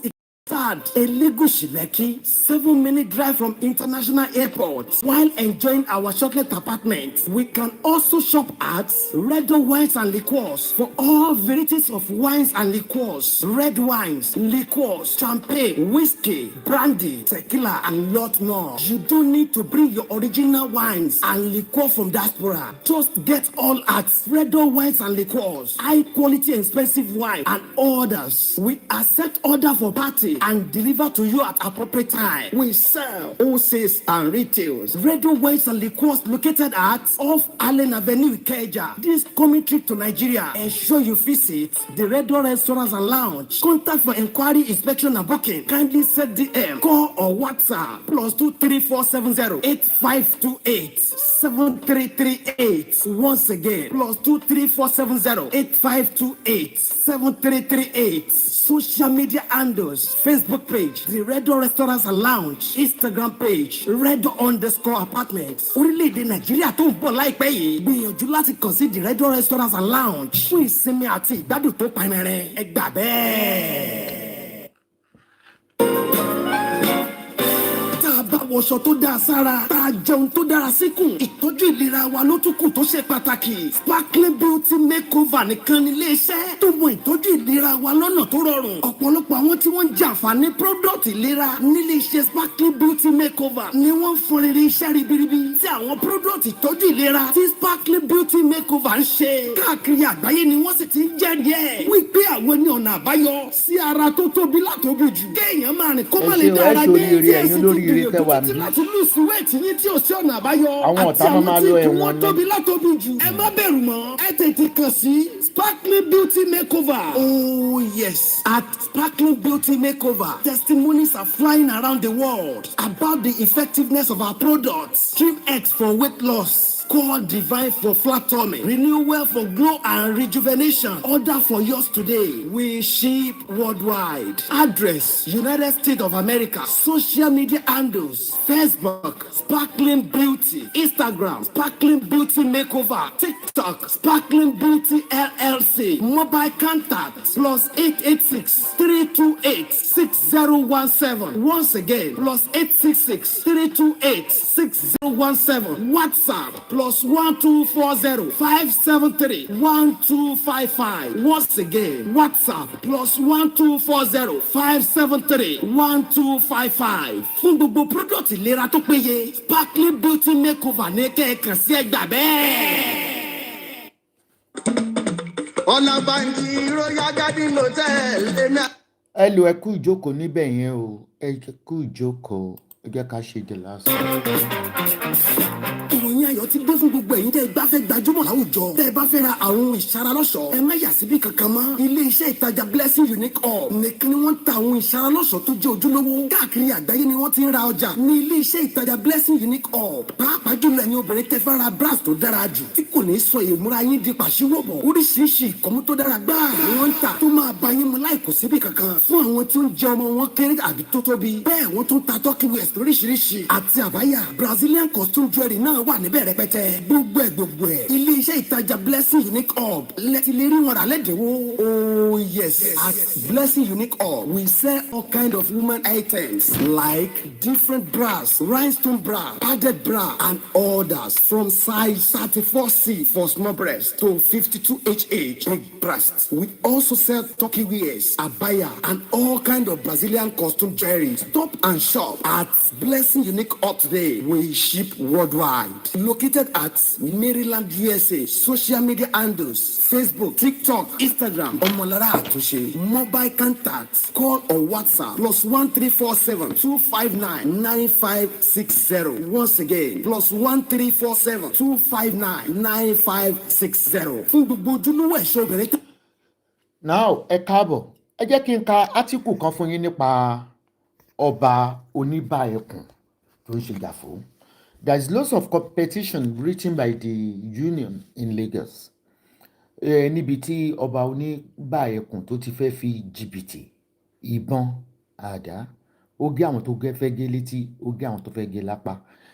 Complaint and a request for investigation into activities Oba Sulaiman Adesina Raji, Oniba of Iba, popularly known as Jafo. The ongoing crisis within the transport sector in Lagos State, particularly in Iba, Iyana Iba, Ishashi, and surrounding area, compelled me to speak openly and truthfully about the events that have shaped this situation and continue to threaten the stability under the President Ahmed Tinubu. My name is Alhaji Samsideen Ajala Kausara, the Lagos State Chairman of the Road Transport Employers Association of Nigeria, RATAN. What I present here is a detailed account of my knowledge and involvement in the long-standing issue surrounding Oba Sulaiman Adesina Rajinu as Jafo. Mi ò ní open àwọn pictures yẹn, mo fẹ́ kẹ́ ẹ rí gbogbo bó ṣe gé wọn létí tó dẹ̀ gé wọn nímú ní Jafo. For my understanding and involvement in union activities over the years, Jafo entry into the transport union structure came through the assistance of Mr. Moradis Aliu, a pioneer and a former branch chairman under the Motorcycle Operators Association (COMOAS) within the National of Road Transport Workers (NURTW). At the time, he approached Moradis seeking support to become financially stable after losing his place within the NURTW. Ṣé mọ̀ pé olóòlù ló ń fẹ́ jọba? Ọmọ gáréèjì ọmọ jàgbà ní tẹ́lẹ̀, ọmọ oníbọn ni, ọmọ tí máa ń pààyàn ni, ìyẹn ìtọ́ ń pè ní Jafo. Ó tún wá jọba tán, and you continue to terrorize the Olokadas. You continue to terrorize the Onimaruwas with cutlass, machetes, guns. Out of compassion, Mr. Moradis introduced him to key stockholders, including Alhaji Kolawole Omotosho and others, and he was eventually given an opportunity as a branch chairman. Bushidi branch chairman through Moradis. As an event unfolded, internal crisis within the NURTW led to structural changes and the emergence of Anakowa Motorcycle Owner and Riders Association under the written, where Alhaji Musa Muhammad was the state chairman in Lagos. However, they stated their job and made Ikwe-son, a former human rights activist whom they deemed fit to be their state chairman, with the agreement that when he finished his 4 years tenure, Mr. Moradis would take over from him. When Ikwe-son finished 2015, Alhaji Musa Muhammad hijacked the Anakowa by saying they should go and prepare for election. When they reminded him of the initial agreement, he insisted that there must be an election. So he created zone and made Mr. Moradis Aliu the first zonal chairman, when Mr. Suraju Tajuddin, popularly known as Emir, was his secretary. All of a sudden, Alhaji Musa Muhammad went to bring Jafo all the way from NURTW that Mr. Moradis, should please create a unit and also make him a branch chairman in Igbo Ilerin. Mr. Moradis Aliu later did so, and Jafo became a branch chairman. Why? Today, Geoba. However, it was not up to 2 weeks. Alhaji Musa Muhammad called to inform him that Jafo would have to contest with him for the position of the state chairman of Anakowa. And Anakowa is the combination of Onimaruwa at Olokada. Mr. Moradis became so embarrassed and furious that Jafo just came with no single background, knowledge of how the union operates. He was never even the executive officer, not until he was made a branch chairman 2 weeks ago. On the other hand, Jafo began to prostrate and started begging that Mr. Moradis should allow him run alongside with for the same position of Anakowa state chairman. Lo and behold, for peace to reign, he allowed they should contest. Accreditation was scheduled for 9 a.m., while election was set to take place by 11 a.m. But by the time Mr. Moradis got to the election ground at 8 a.m., they said election has been conducted and that Jafo was the one who emerged as the state chairman. Gbogbo get it without election. Wọ́n fi òkè lórí ọlọ́kadà márúwá òkè kan dìbò. But Jafo ó ti lọ rí igi wọn. 8 a.m. wọ́n fi sí, meanwhile wọ́n ti declare. For peace to reign the second time, Mr. Moradis accepted and agreed that Jafo become the state chairman. But what pained me most was that he was given the position of the last officer that really hit him hard. Okay. When, with the support of other members of trustee, they also went to court and involved EFCC, complaining even how Alhaji Musa has stopped their job, embezzled all the money for those period. Ẹ̀rí gẹ̀ ń bi gáréèjì yẹn ń jẹ́ mọ́ tí mo wá lóyìnbó fún ibi gbọ́dọ̀ bá ti gba gáréèjì mọ́ létí ti pẹ́ ń bá gbà lọ́wọ́ bàbá mi Adédùdú kọ́lọ́n fọ̀rùn kẹwọn. After that, Inspector General of Police sent for all area commanders and DPOs to assist him in order to help them resolve the matter. In the midst of all, Mr. Moradis took over as the chairman and continued the job. Later on, Alhaji Musa Mohammed and Jafo went to meet Moradis at the Ikorodu area command and begged him for settlement. The area commander also showed them the petition, but Alhaji Musa Mohammed said he would not allow to have two state chairmen, so they need to settle. In the end, they all agreed that whoever among the members chooses to submit to Moradis as their chairman should be allowed to do so, and whoever chooses to submit to Jafo as their chairman should also be allowed to do so. However, on the following day, they went to give machete, ada, and guns to some boys to start fighting people, and they framed Mr. Moradis that is the one who sent those boys. Ṣé ẹ pé mo sọ pé àwọn boys kan wà? Moradis ni wọ́n dì wọlé. Jafo ń lo agbára àdá, ìbọn, kò sẹ́ni tí ò lè pa. Kò sí ẹni tí ò lè pa. Má gbé wèrè ẹ̀ dọ́dọ̀ tèmi ṣá. Ó tiẹ̀ lè rí mi mú ni. Àwọn tó jù ẹ lọ́gàn mò ń tákù wọn. Egbére ni wọ́n jẹ́ Jafo. Egbére apààyàn ló jẹ́. However, following day, they went to give machetes and guns to some boys to start fighting people, and they framed Mr. Moradis that he is the one who sent those boys. Wọ́n parọ́ mọ́ Moradis tó pé òun ló wọlé as the chairman, tó pé Jafo fẹ́ fi tipátipá gba gáréèjì.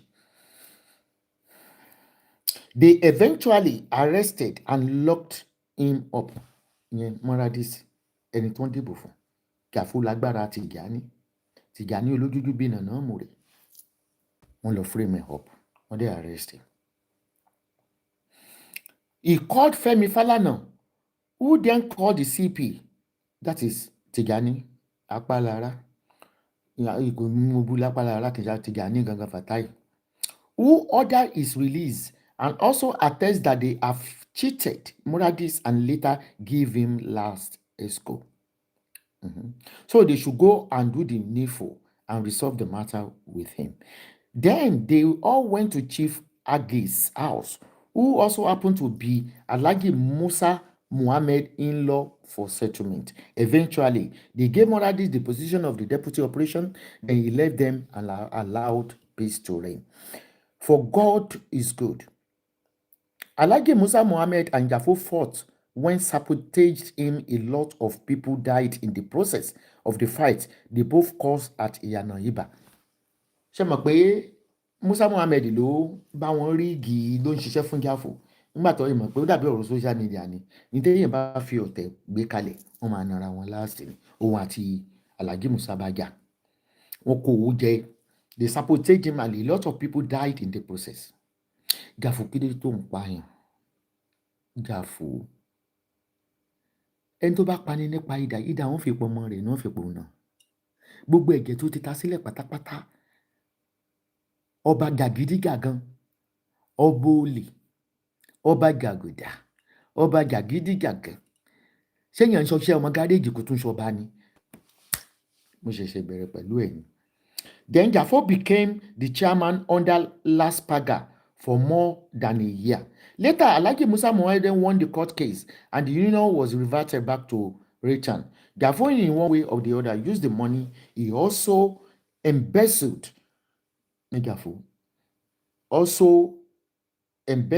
during the last paga period to find his way back to connect with Alhaji Musa, since the only thing he understands is money. So they settled and therefore remained the chairman of Ratan. Ó bá tún lọ òun àti Muhammed ti jà Musa. Ìlérí ibú Musa wọ́n ti jà. Ó wá lọ gbé owó ńlá fún ẹ̀dẹ̀ mọ̀ pé Nàìjíríà nǹkan tá a máa sọ nìyẹn. Mo sọ pé as the voice, I'm not a politician. If you see me talking about Tinubu, I'm not a politician. I'm his voice. I'm the voice of the people. Okay? And mo dẹ̀ rí pé ọ̀rọ̀ tí ó yẹ ká máa sọ nípa Tinubu nísìnyí wípé we should be able to point out nǹkan tára ìlú bá fẹ́. Rather than olórí burúkú kini, no, I'm not gonna do that, so that Tinubu will be open, be able to listen, and àwọn PA tó bá ń wò wá wọ́n lè máa ṣàlàyé fún. Eventually Jafo tó jẹ́ ọba lẹ́yìn tó ti pa àwọn èèyàn lọ rẹpẹtẹ ó bá tún lọ padà sọ́dọ̀ Musa transport president ní Abuja, wọ́n tún gbé padà, wọ́n tún revert ẹ̀, and so they settle and Jafo remain the chairman of the Ratan. Again, ibo lẹ ti gbọ́ rí kábíyèsí o tó bá ti bọ́ sí shirt and trouser tó bọ́ sí gáréèjì ṣe fi ipò ọba lẹ̀ jẹ́ kó gbé oníbà fún ẹni tó tọ́ sí, padà wọ ní kẹ́ẹ̀kọ́ lọ máa gúngò ní gáréèjì, ọ̀yídà kò fi gáréèjì lẹ́fẹ̀ẹ́ ni tó ń lò kó padà sí ìdí ọba. Ìkan ló máa mú o, àìmú kan báyìí Jafo oníbà tiger wàá jẹ́ péré gidi ìyá. Again, they later fought and Alhaji Musa Muhammed plan to wọ́n tún ti jà. Alhaji Musa Muhammed ẹ̀mpẹ́yẹ̀ ní president union ní Abuja. Alhaji Musa Muhammed plan to remove him because of money embezzlement. Jafo kówó jẹ gbogbo owó oríta òun charge àwọn ọlọ́kadà bóyá £1 ló yẹ kán san fún park and ride, òun gba $1 million lọ́wọ́ wọn, àwọn ọmọ yìí ò rèrè oko tún sísè ọ̀kadà wọn àti márùwá wọn. That is Jafo olè. A situation where he collected $3 million each from people by promising to make them zonal chairman. Bó tún ṣe di pé ó ní òun fẹ́ gbóṣèdì, òun fẹ́ gba Mushin, òun fẹ́ gba Yaba while reigning as the king. Ó wá bẹ̀rẹ̀ sí fún wọn ní ó ń gba 33 million lọ́wọ́ gbogbo àwọn èèyàn wípé màá sọ èdè chairman, màá fi àdá, màá fi ìbọn, màá fi lé àwọn chairman tó wà ń bẹ̀. Ètò ń bá Kausara and others Sego gbogbo wọn tó ń bá wọn fà lọ́wọ́lọ́wọ́. Many of them sold their properties but no avail. Ìmí ìta property ẹ̀ torí ipò tán fẹ́ dù. Ọba yín oníbà tiger kò fún wọn ní oyè. Jafo also embezzled over 200 million naira meant for HMO under Zemzem Insurance Company. Ẹ yẹ kí n ṣàlàyé ibẹ̀ yẹn. Ẹ mọ̀ pé any company man insurance, company mi ní Dublin insurance, Esabod Enterprises, in case of any accident at work. Okay? Àwọn ọmọ ọlọ́kadà yẹn wọ́n ní kán lọ ṣe insurance. Àwọn èèyàn wá donate owó under the umbrella of Jafo. Meanwhile, wọ́n ti wá connect pẹ̀lú Zemzem Insurance. Zemzem Insurance because it's ọba, ó mọ̀ bó ṣe lọ lórí yẹn, àwọn Zemzem Insurance rò pé ó máa kó owó yẹn fún wọn, wọ́n tún fún ní bọ́ọ̀sì. Jafo eventually ta bọ́ọ̀sì yẹn. Over 200 million tó wá collect tó wọ́n embezzle yìí kò insure ìkankan nínú àwọn ọlọ́kadà. Bó ṣe ń ṣe kówó jẹ nìyẹn. Wọ́n dẹ̀ lè bí ìbá àtàdá ní Ọ̀yọ́. You know reason I can't come to Nigeria. I can't. Because I want to remain a voice fún àwọn tó wà vulnerable, which you cannot do. The associated invited Zemzem Insurance Company. Àwọn ẹgbẹ́ wa pè Zemzem pé kí ló dé? Jafo kò wó fún yín ni. They came and attest that Jafo truly contacted them for insurance scheme, but they even bought him a Corolla car, not a bus, a Corolla car in appreciation, but he demanded that they change it to SUV. Ṣé àwọn ọba tẹ́ ń ṣe kábíyèsí fún ni? Àwọn ọba tí ó lè gbà yín láti ẹ bá níṣòro. because in your community tí ọba bá wà ibi tó máa ti rape ìyẹn àwọn pedophile tó bá ń bá àwọn underage sùn iṣẹ́ ọba ni because tẹ́ bá lọ gbọ́lọ́pàá the ọlọ́pàá won't listen to you iṣẹ́ ọba ni. Who are your guardians in Nigeria? The police are not approachable. The kings are not approachable. The politicians are not approachable. And now they are distributing gàrí fún yín, ẹ̀pà fún yín. You've forgotten the journey you are treading on. The path you are treading on. Ẹ ti gbàgbé. Tí ó bá di pé wọ́n jalè onílé nísìnyí, it's the duty of the king in your community. If you can't approach the chairman of your local government, àwọn nǹkan yẹn mo fẹ́ ṣe nísìnyí, which I'm going to open a group. Kí làwọn local government ń ṣe fún wọn because owó tí wọ́n ń gbà lórí yín pọ̀ gan, billions ni tó ń gbà lórí yín gan. Kí ni àdúgbò ò dá títí ò dá is the work of the local government. It's the work of the local government. Ẹ yé máa ṣe rákàdédé fún wọn mọ́. All the voices you're supposed to use. Nigerians, do you know the meaning of democracy? Is the government of the people ruled by people. Rule that means pé ìjọba ẹrú ni wọ́n jẹ́ fún yín. You have every right to attack any politician. You have every right to attack unduly kings. Ẹ̀yin ni wọ́n bá lé lórí. The song of the people, if you say it, as long as people eat lemon, they will not be able to say. Exactly, Waheed. Ẹ wo tó ń ṣẹlẹ̀ pẹ̀lú olóṣèlú. I had a show earlier lórí Facebook mi when I brought one of the APC member. Wípé kí ni ìjọba ń ṣe? Àwọn governors náà kan dìbò fáwọn tó ń lọ káàkiri. Gbogbo nǹkan tó ń sọ ni a ṣe títì fún yín, a ṣe iná fún yín. Mo ní ìgbẹ́ wọn wá concerned about the youth. Majority of 70% of them are on drug. Wọn ò fi sára manifesto wọn wípé tá a bá wọlé o, we're going to clean the street. If they are not the supplier, tí ìbàjẹ́ bá wọn ní big week tó ń gbé drug wọlé. There was a program I watched on Instagram. Àwọn ọdún mẹ́jọ wọn ti sá kúrò nílé. They are sleeping under the bridge. Iye òkan yìí, those are the future of tomorrow. Those are our doctors. Those are our professors. Nígbà tí drug bá ti bá yé gbogbo àwọn kéékèèké jẹ́ ní Nàìjíríà tán. Tẹ́yìn bá wá kú because you have believed pé ipò olóṣèlú is hereditary.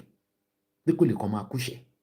But that does not mean you should be watching under your nose. Ẹ wo drug kan tó ń seize. Màá fi hàn yín. Billions wọ́n fi odidi ship wọ́n fi gbé Colorado. Kolos gbogbo ẹ̀ wọ́n fi wọ Nigeria. Though they were arrested, and they are still under an investigation. Because investigation kankan starting la máa ń gbọ́ àkìngbọ́ finishing because Kenya tó lè fi billions of naira gbé drug wọlé fáwọn youth. Definitely àwọn olóṣèlú, ẹ̀yin ọba, ẹ̀yin big wig, ẹ̀yin olówó Nigeria tẹ́ ẹ kọ́ ọmọ yín sí ìlú òyìnbó ẹ fẹ́ báyé àwọn ọmọ mẹ́kànnú yìí. Wọ́n ní téèyàn bá wà láyé èèyàn máa ń ní ìsinmi ni. People are crying poverty. Though I said poverty is a mindset.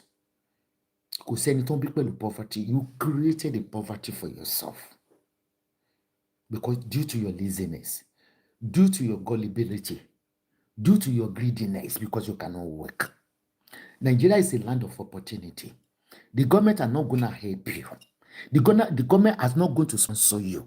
They're not going to employ you. Every ministries, they have their people, which they will enroll to work under the government. But what are you doing for your life? There is a girl on Instagram.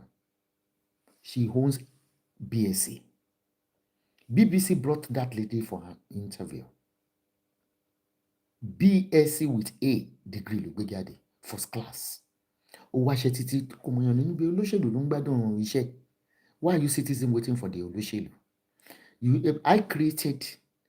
I brought myself to this position without the help of family, without the help of boyfriends, without the help of our husbandless. Èmi ni mo gbéra mi débẹ̀ because mi ò ń tijú iṣẹ́ kò sí iṣẹ́ tí mi ò lè ṣe. Kó tó pé Ọlọ́run á sọ pé kí n máa sinmi lọ́jọ́ alẹ́. Now, ọmọ yẹn wọ́n gbé wá fún interview. Ẹni kí ló ń tà? Irú, locust beans. Irú. BBC wọ́n sọ pé ó fi certificate hàn. Ó ní first class ló ń gbé jáde. Ó dẹ̀ ṣóbi tó ti ń fi àwọn ẹsẹ̀ bó locus beans yẹn tó ń tà láti preserve wọn. Bí eré tí bá dórí Instagram ní ìsìn. Ṣé rí pé you created poverty for yourself? It's not government. It's your mindset. Ìjọba ò ràn wá lọ́wọ́ o, ṣé wọ́n mọ̀ ìyá láyà yín rí ni? Mo sọ fún pé ipò ministry tẹ́ ẹ̀ rí yẹn, ministry of education, ministry of custom, tó máa ní pé ok wọ́n wá custom nísìn, family wọn ló máa gbà. Wọ́n kàn gbowó fọ́ọ̀mù lọ́wọ́ yín. Now, mo bá wo Instagram kẹ́yìn torí mò ń follow ẹ̀, ẹ lè believe pé ó tún wá ń ṣe àwọn aráàlú òyìnbó wá ń ra irú yẹn lọ́wọ́ ẹ̀. Ó tún wá sọ irú yẹn di maggi. Ẹ mọ̀ bó ṣe máa ń kàn sí maggi. Ó ti sọ irú yẹn di maggi with big machine now. Kò sì sọ pé BSc ló ní. Kò sì sọ pé òun kàwé. That is why I'm going to form this forum and I will continue to tell the government. It's high time they should be arresting beggars on social media. It's a bad reputation for a sovereign country. If you go to Ghana pages, you will not see Ghanaian begging. Cotonou pages, they are not begging. And they are also suffering from poverty. Nigeria ti sọ iṣẹ́ bẹ́gibẹ́gi ẹbímọ mẹ́ta o. What is the work of the social worker, social welfare department in Nigeria? You can track them by their bank accounts. You can track them through their phone number. Take the children away from them as a social welfare. Push them out to go and find something. To do something. We have lots of market women. Even they are not educated and they are educated. Wari one mama te widu, one mama ta omi. They are living so they are not homeless. I want to call them one. But what was the pandemic in Nigeria? Why only Nigeria? They are begging on social media. Which I said, I promise I'm going to reach some department because I spoke with my manager. In conjunction with the government, it's high time you have to start freezing their bank account. Account wọ́n ṣàǹgbélẹ̀ tó fi ń gbowó yẹn. If not, a ti mọ̀ pé ẹ̀yin gọ́ọ̀mẹ̀ntì ti gbéṣẹ́ lé àwọn pastors lọ́wọ́.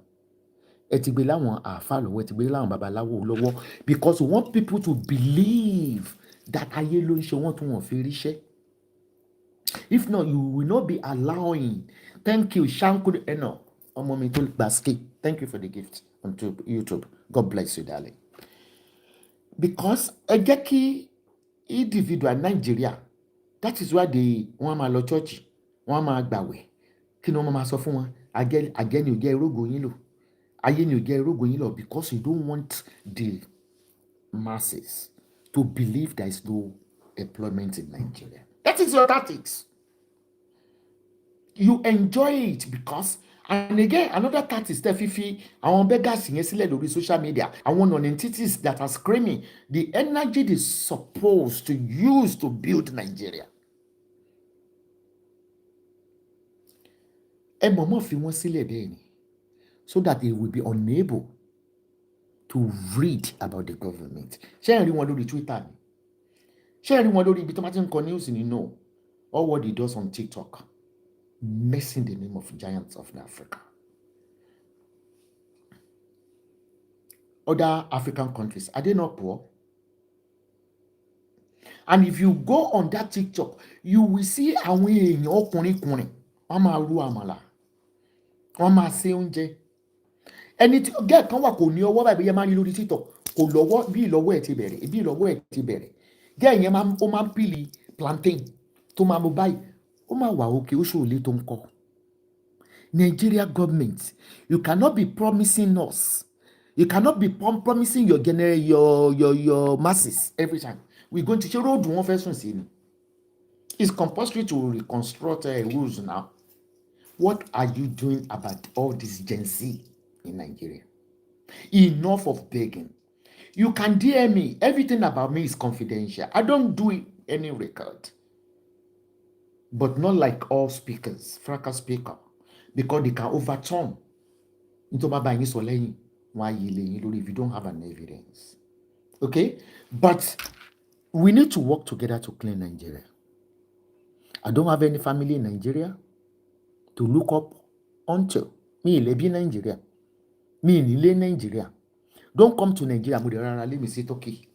I bought this place for over 7 years now. Mi ì fi rent. Má tún ti lọ, má tún ti nǹkan mi, màmú kọ́kọ́rọ́ dání. Torí ìlú òyìnbó gba òtítọ́ wọn ò gbárọ́. Kí lẹ fẹ́ ṣe nípa àwọn beggars? Kìíní. Are you not even ashamed? Anyway, Egun just spoil Nigeria. The same thing you are doing, you are perpetrating during your campaign now. Mo kọ nǹkan kan sórí Instagram yìí, mo ní shame on Yorùbá.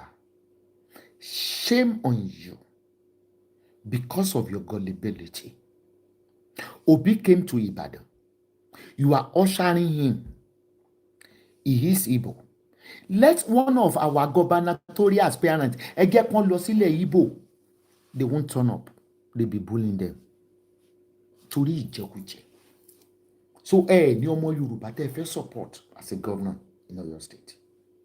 Why tí àwa Yorùbá we sell ourselves out cheaply because of what you want to eat. Yeah, mo mọ̀ pé kò sẹ́ni tó fẹ́ jáde láti sọ̀rọ̀ Nigeria, wọn máa arrest wọn. You see why I can't come to Nigeria. If I can go to Nigeria, nothing will happen.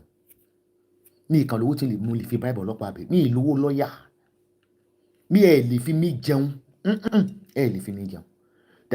The country I reside, there's a freedom of speech and freedom of expression. In Nigeria, that is why you see so many people to want knowledge to talk for the poor masses. They cannot talk because lots of them have been arrested. Gbogbo wọn wà ní prison tí wọ́n gbé wọn lọ sí court. If you follow Sowore, ó máa lọ interview wọn. Especially people on Twitter, on Instagram, on everywhere on social media, they will take their high pay and go and arrest them. Is that the kind of country you want me to come to? I cannot sell my conscience for a deceit. I cannot. Thomas sọ pé èèyàn lówó tó yẹ kó lówó gan kí n ra mansion rẹpẹtẹ Esabod yìí. But I'm not gonna abet you. Ṣé ẹni tó lówó á kú? Ẹni tí ò lówó á kú? Ẹni tó kọ́ ilé ogún á kú? Ẹni tó ní ilẹ̀kẹ̀ ọgbọ̀n á kú? Ilé tẹ́ bá dẹ̀ fi tọ́ mọ́, kí ló máa ṣẹlẹ̀? Ìrì ló máa wó. Because ní àánú. I know the government are trying their possible best, but at the same time, let's look at it in this way. Police reformation. Police reformation. Ara àwọn tó ń damage reputation in Nigeria, they are the police enforcement agents. If they are not corrupt, maybe due to the salary they san fún wọn ni. If you have to make an increment, how long? That is why mo ṣe ń sọ appease àwọn ọmọ Nigeria pé Tinubu cannot do Nigeria for the next 20 years. You need to flush out the bad eggs in the police force. You need to build ilé fún wọn. Ìlú ní salary tó yẹ ọlọ́pàá ń gbà. We complain they take bribe on the street, they take bribe. The bribe will continue to go. And your minimum wage is 70,000. Can't you? What does that sound to your ears, the politician? 70,000 a month for crying out loud. 70,000 go kò san room àpalọ̀ tí wọ́n ń gbé fún ọdún kan. And we are saying àwọn youth o, wọ́n mú gbó o, wọ́n mú grog o, wọ́n ń jalè o, wọ́n kidnap o. Ta ló kọ̀ sẹ́? The government. Ṣé ọmọ yín tó bá lọ sí club ṣé 70,000 ló máa fi jó lálẹ́ ọjọ́ kan? That is why you see so many single people in Nigeria. Wọ́n fẹ́ marry. Ó wọ́n kọ́ marry kan bímọ. How can they maintain a family with 70,000 naira a month? Are you not ashamed of yourself? Where's your guilty conscience? A month, not a week. That is why you see all those tó ń ṣiṣẹ́ níbi ìjọba tó ń ṣe kinní kan. Teacher gan gba bribe. Teacher ó ní pé kọ́mọléèwé kókó gbẹ̀lẹ́ ìwà wọn lọ tà. Báwo ni 70,000 ní Ṣèyí Tinubu ń ná lóṣù? Ó wọ́n lè ná 70,000 naira gan tó máa lọ club Wallahi, only na 7 million. Why are we complaining? They are damaging the infrastructures. One bank can't get, because how are they going to support themselves? Ẹ wo case Oniba nísìn. Sowore knew, Sowore, someone knew about it, which I believe the other police knew about. The atrocities of Jafo. Pictures to mo post sórí blog me because me graphic pictures ni mi lè gbé sí orí social media platform than to get it through my esabod.com website. Kí ni ọlọ́pàá ṣe ń pè? Then you need to see to Fatai Tijani CP. Òun wà lára àwọn tó ń jagun gbalẹ̀. Bó ti ń gbọ́ rìpọ́ọ̀tì Tijani yìí ti pẹ́. Is the government, remember? Just declare to the whole world that we are not in democracy. Tell the whole world we are in the military junta government where everybody can do whatever they like. Now we are appealing for the Nigerians to support Tinubu for the second time, because 4 years is not enough. Every country do borrows. Anybody may go to study politics again. The what they call it, the poor citizen, they has misled me for 18 years. But I can see their laziness. It's written all over them. They depend on social media money. It's high time government should start taxing them. Over social media, everything they keep back tax. They need to pay. It goes through my bank. I'm a very straightforward person. I have a name to protect. Me, low and worry. A lot of people were arrested before because I will not do something fraudulent. Now, people are saying, let us kick Tinubu away. Nigeria cannot be okay within that 4 years. This is how the map works. Let me draw it for you. Let me give you the graph. This is Tinubu. This is Buhari. Before Buhari, Jonathan. Okay. APC. I know your PAs are always watching me. And nobody can gag Esabod. Even if you come to the court, I will continue to talk about you. Go and ask Ojaja. I don't stop. That is why to be a blogger, you must register yourself as a blogger in the country you decide. You must do tax return. They knew in Ireland, I'm a registered blogger. Google Esabod Enterprises. Apart from my ABBA product, he said ABBA product and blog, which I trademarked. Okay, now. Nígbà tí Jonathan fẹ́ kúrò níbẹ̀, he borrowed. He created. Boko Haram started during the tenure of Jonathan, which we hate as alleged that being sponsored by Obama. Though we knew, Boko Haram analysis. I want to kidnap analysis. Now, Jonathan, before he left the office, when they have less than 1 year, láti contest, wọ́n wá lọ yá owó yẹn. Nigeria ń sọ̀rọ̀ nípa billions money ìsìn. You will hear $1 trillion.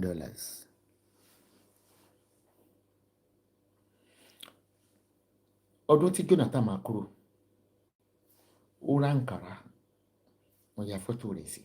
Ó gbé caterpillar, ó kó nílùú, ó kó ń ṣẹ̀kẹ̀rẹ̀, wọ́n mórí lé Lagos Ibadan Expressway. They were celebrating. I remember all this because I'm a e-blogger. Apart from speaking, my blogs, let me show you, my blog is up to 40 million statistics by esabod.com. People read my blog because there's a traffic, there's an insight through what they call it, insight through we see the insight man through Google. Even Google created a panel for me on Google. Now, Jonathan wá lòun ti yáwó ní Germany o.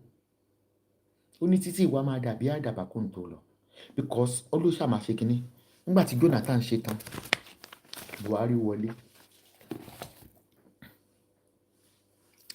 The same particular road wọ́n tún bẹ̀rẹ̀ sí í yáwó. Statistics kan tí ò yé mi ẹ̀yin Nigeria government tí wọ́n bá ní wọ́n yáwó ṣe títì ṣé wọ́n fi ń ṣèkà ni? Wọ́n á kàn dá tax, wọ́n á dá ọ̀dà sórí ẹ̀, kò ní wá concrete, and during the erosion tó yóò bá rọ̀ potholes máa bẹ̀rẹ̀. That means who are the people auditing Nigeria? Who are the people prosecuting because of your stupid immunity? Ẹ mọ̀ tó jẹ́ pé we need to cancel that immunity tẹ fún àwọn past government, including the chairman of local government. If not, so Nigeria ò lè dá. Ẹ mọ̀ tó máa ń ṣe.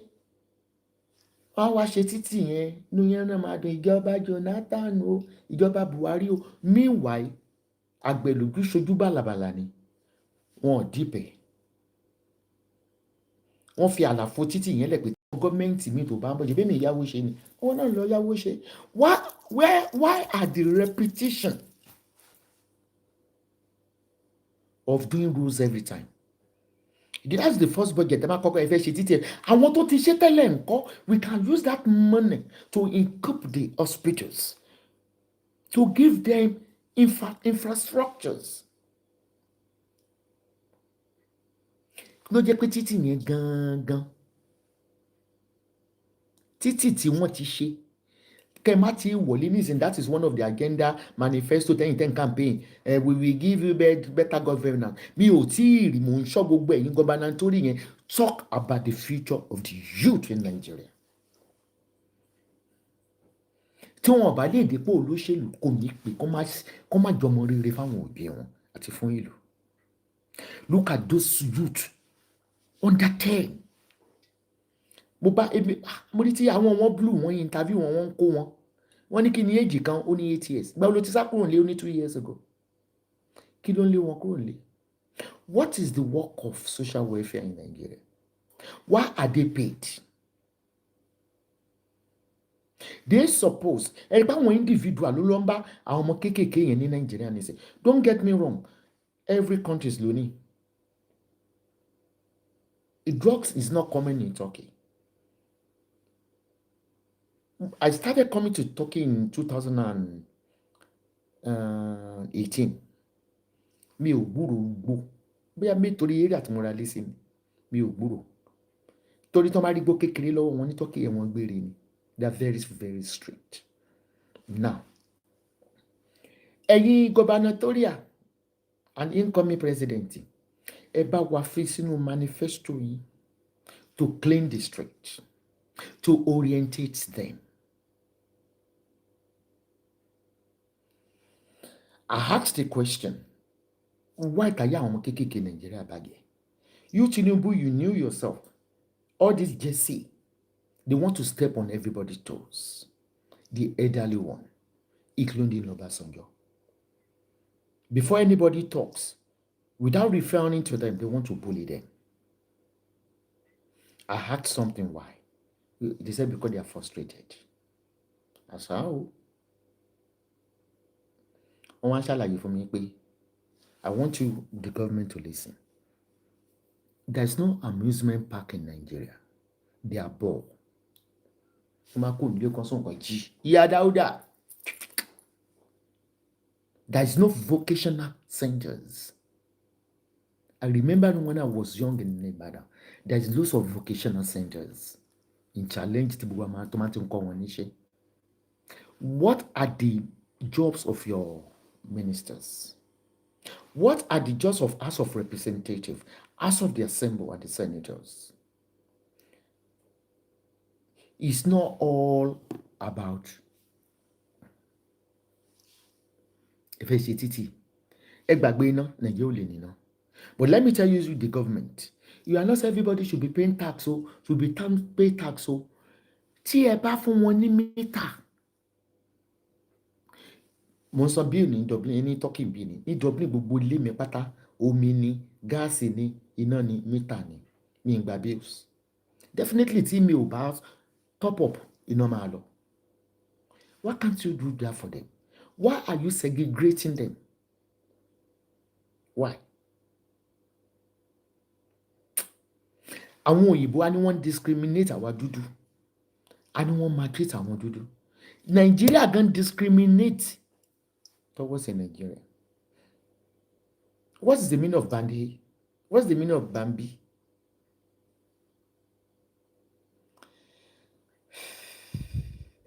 Okay, gbogbo ilé kọ̀ọ̀kan ẹ gbàgbé bills kéde fún wọn ní mítà.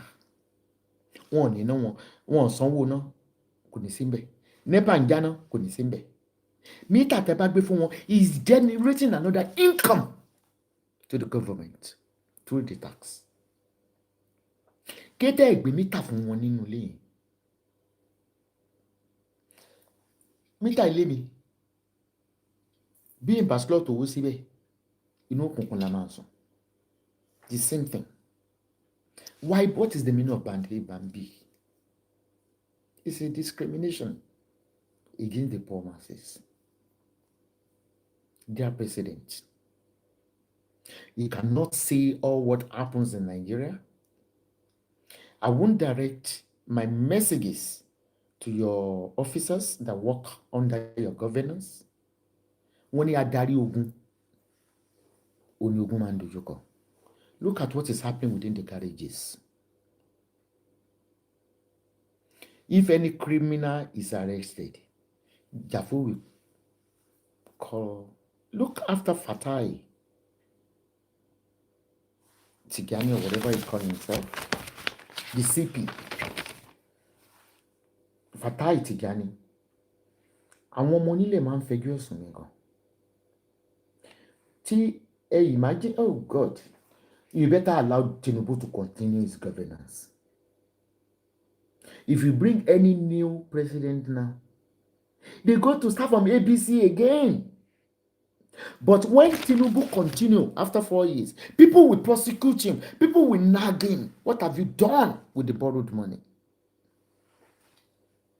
Ó tún ti pass a bill $1 trillion ní ìsìn. Gbogbo òlù ló ń yáwó, don't get me wrong. Wọ́n dẹ̀ ló ń ṣe títì dáadáa.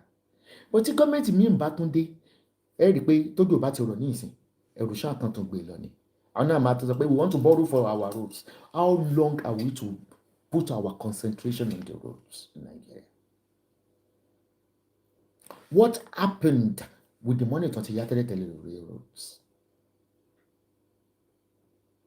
What kind of impunity?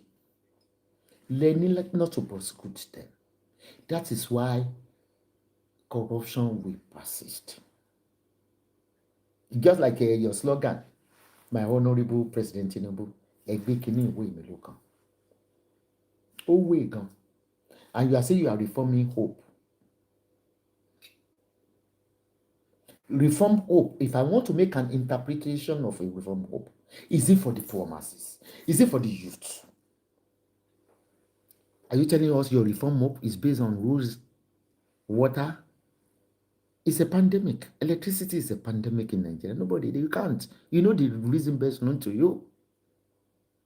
But give them mirrors. Ẹgbẹ́ mítà fún wọn. Ẹgbẹ́ kíni? Ẹgbẹ́ mítà fún wọn. Did you get it? Oh, sanwó ò ní ná. That is why majority of the poor masses are going into crime. Tofin jali, don't kidnap. Because they believe that the rich are oppressing on them. They want to drive jeep as well. Put that in your manifesto, my dear president. That's one. Number two, you look into what is going on within the garages. Since you cannot eradicate the garages, but we want peace.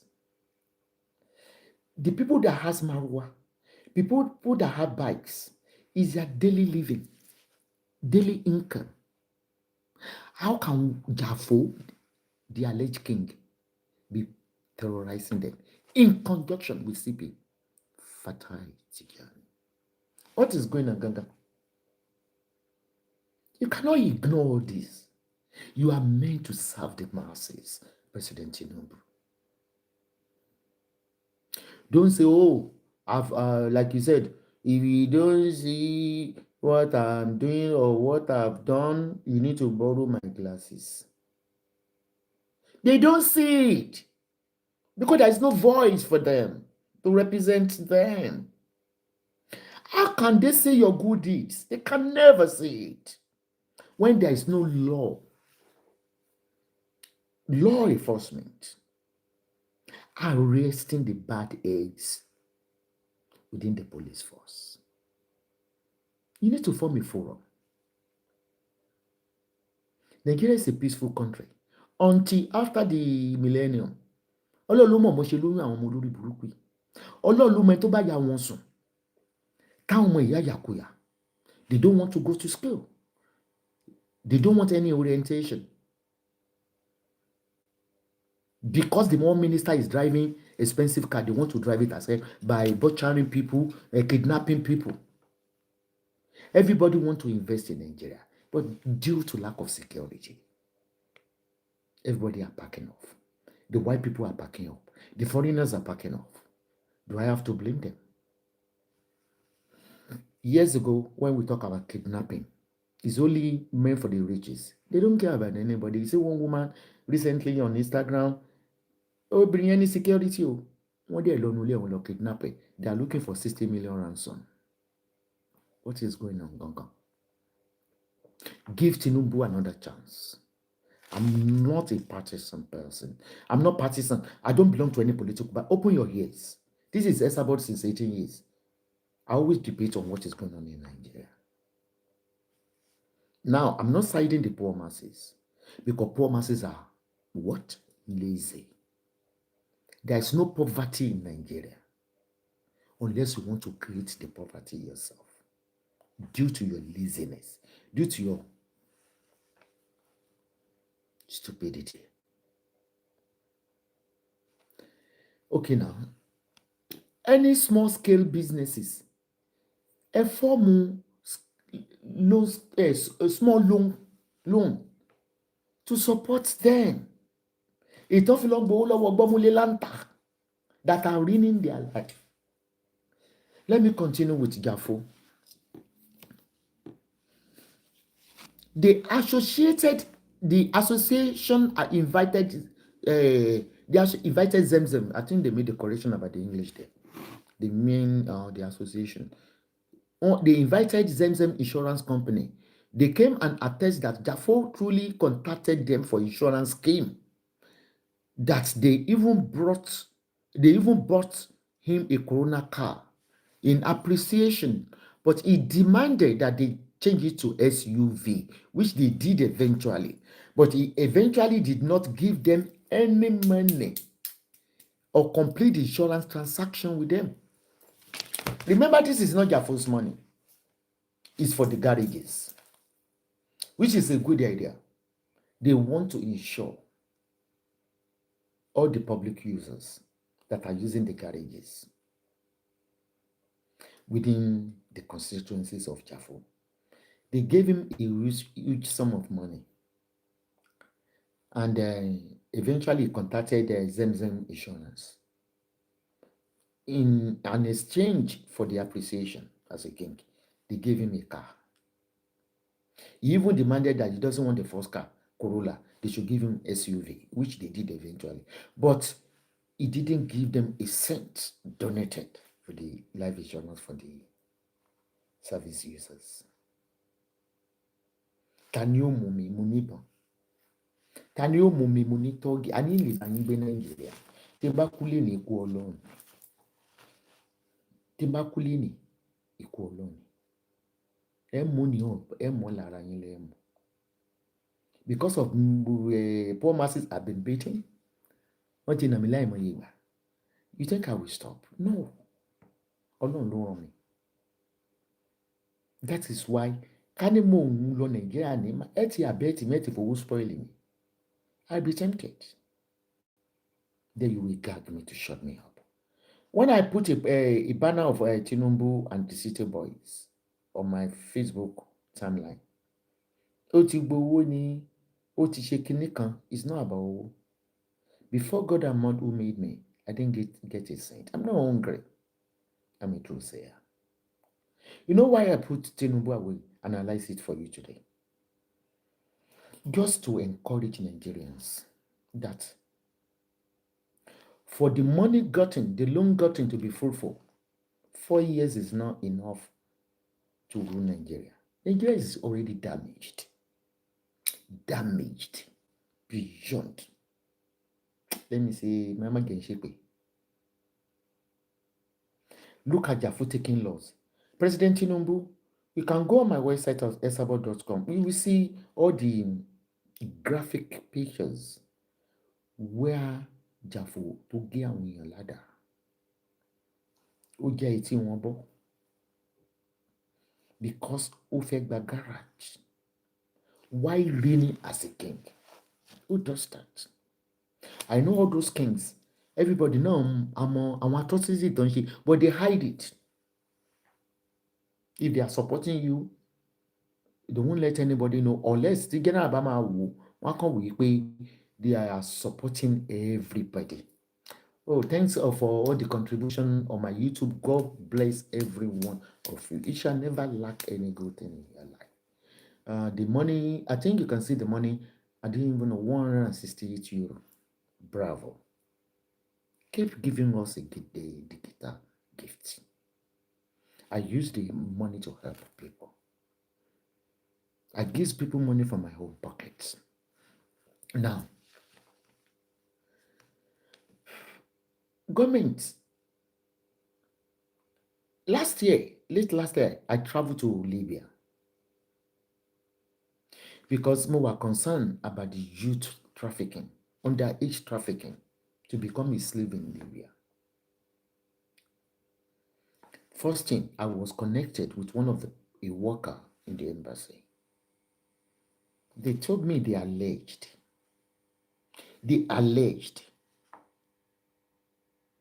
that, yes, they have 8 years working as a slave. I said, do you want to tell me with the permission of the parent? They say, yeah. The majority of them lies. He said they know about it.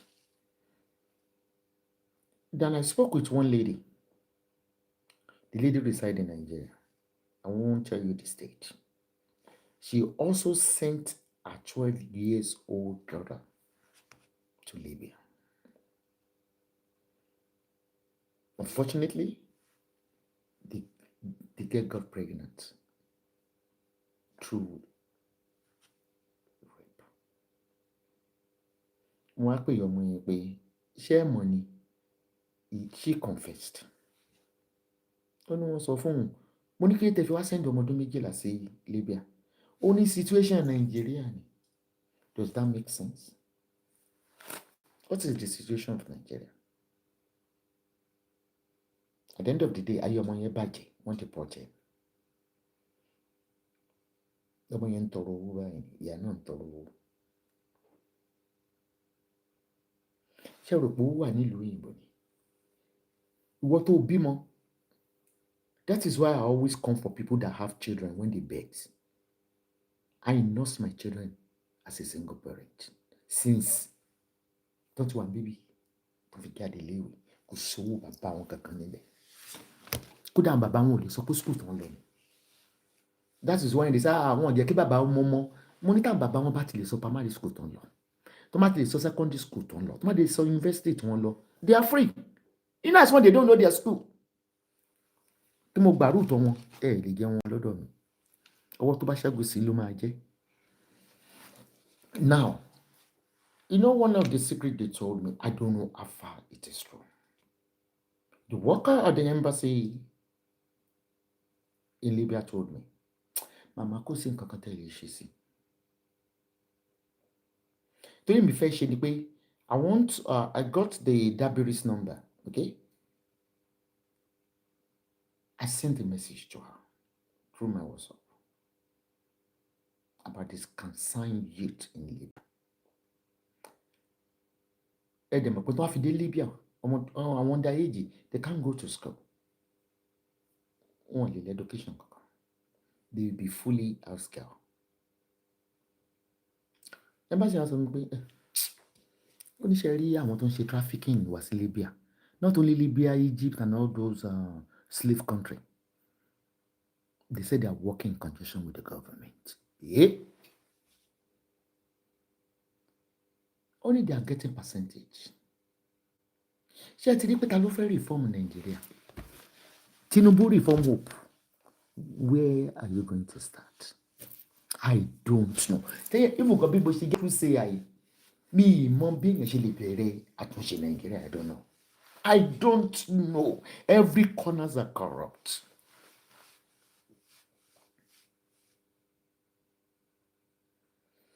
And I appeal to the Dabiri. Ṣé o lè ṣe help fún wa?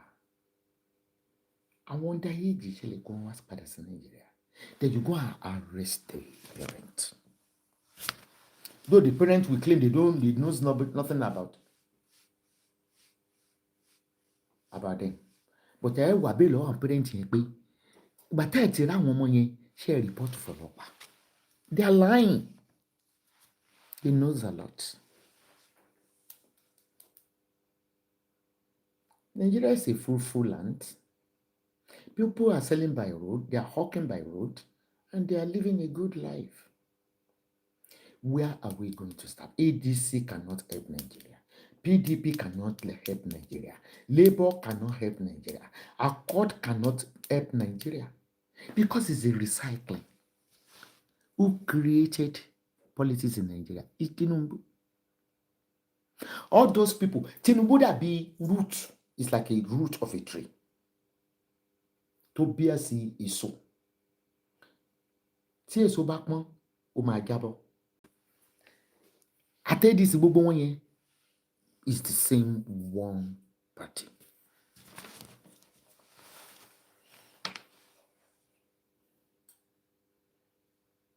Ẹ jẹ́ káwa náà wà proud. Àwọn ọmọ Nàìjíríà wọn ò níyì all over the world. Imagine Turkey blocked Nigerians since over 2 years. No visa for Nigeria. This country, no visa for Nigeria. No visa. You don't get me wrong, politician.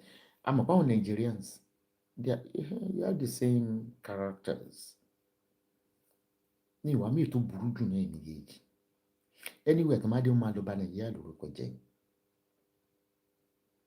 this is one of the things I want to put in. That is why when I return back to Dublin, we're going to start the City Boy. The City Boys movement, you can create City Boy movement in your area. It's not sponsored by APC. City Boys movement, those people that created it, with their extension in UK, all over the world, they are spending their own money. Anybody can join it. You don't have to support any political party.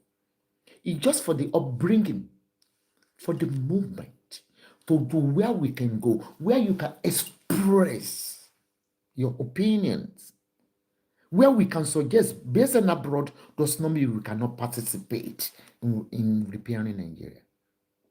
Nigeria are not made for politicians alone. You need to keep all your bad characters.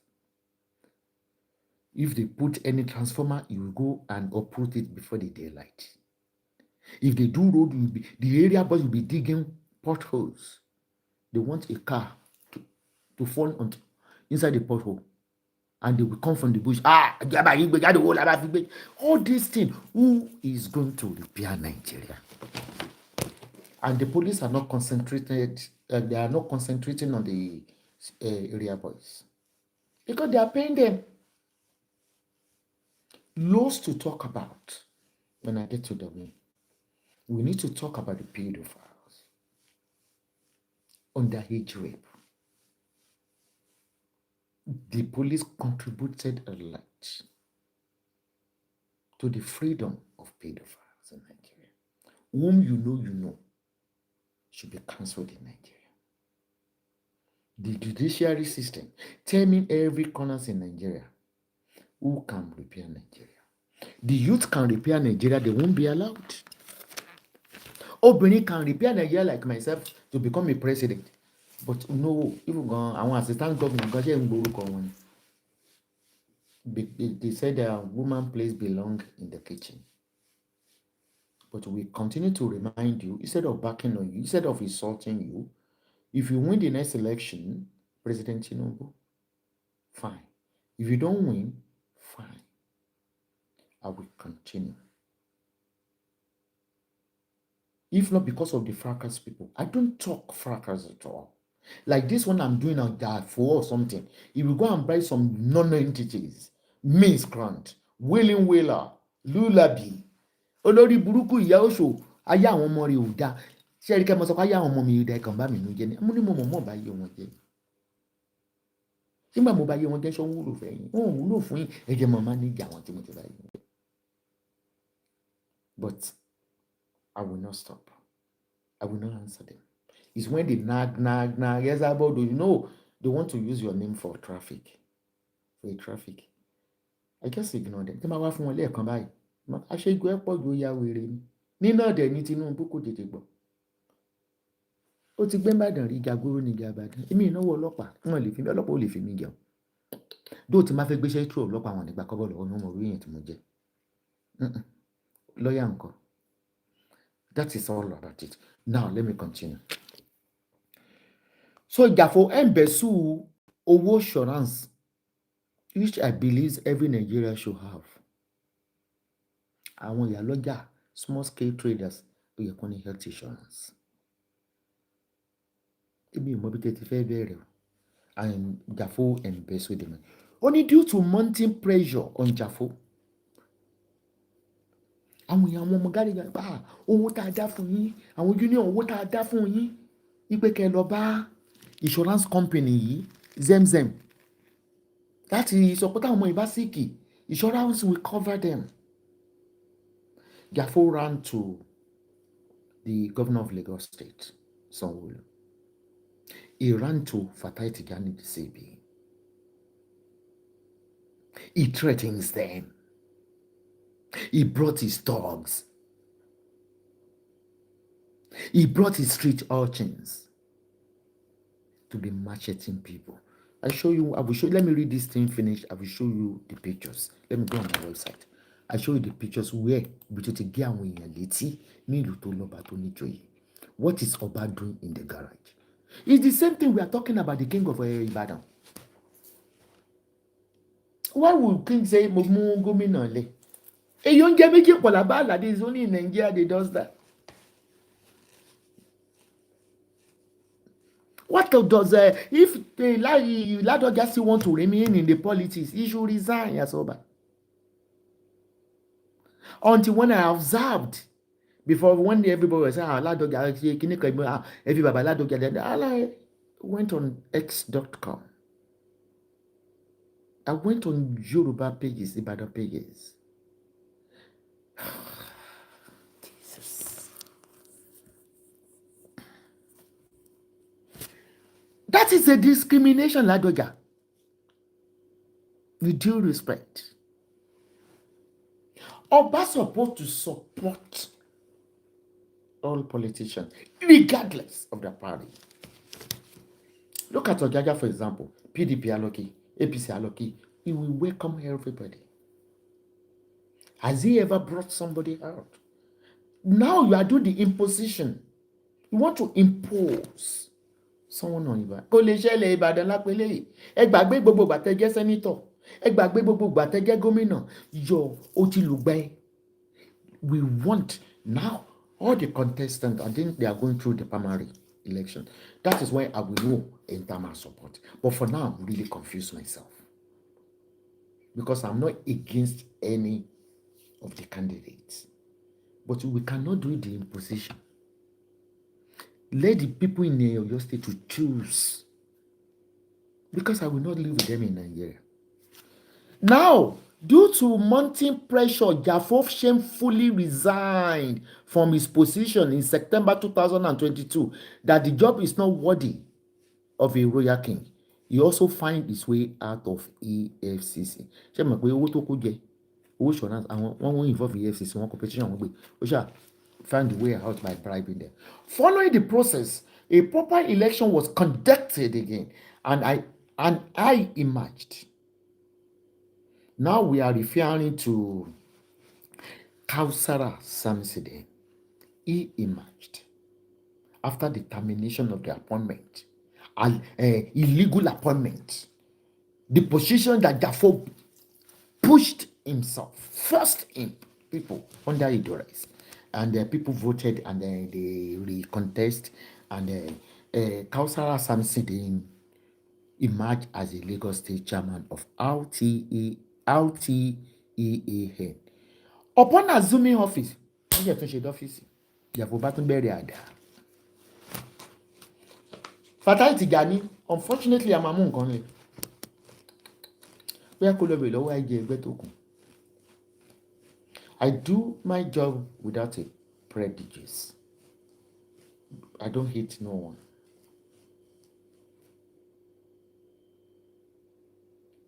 I survive with the help of God. Anything that regards my community in Nigeria, anything that regards politicians, the kings, I don't charge. I work as a citizen. I might be Irish citizen and a Turkish resident. So those are the public, but if you bring a personal case for me, Mama won't buy a visa, you will pay me.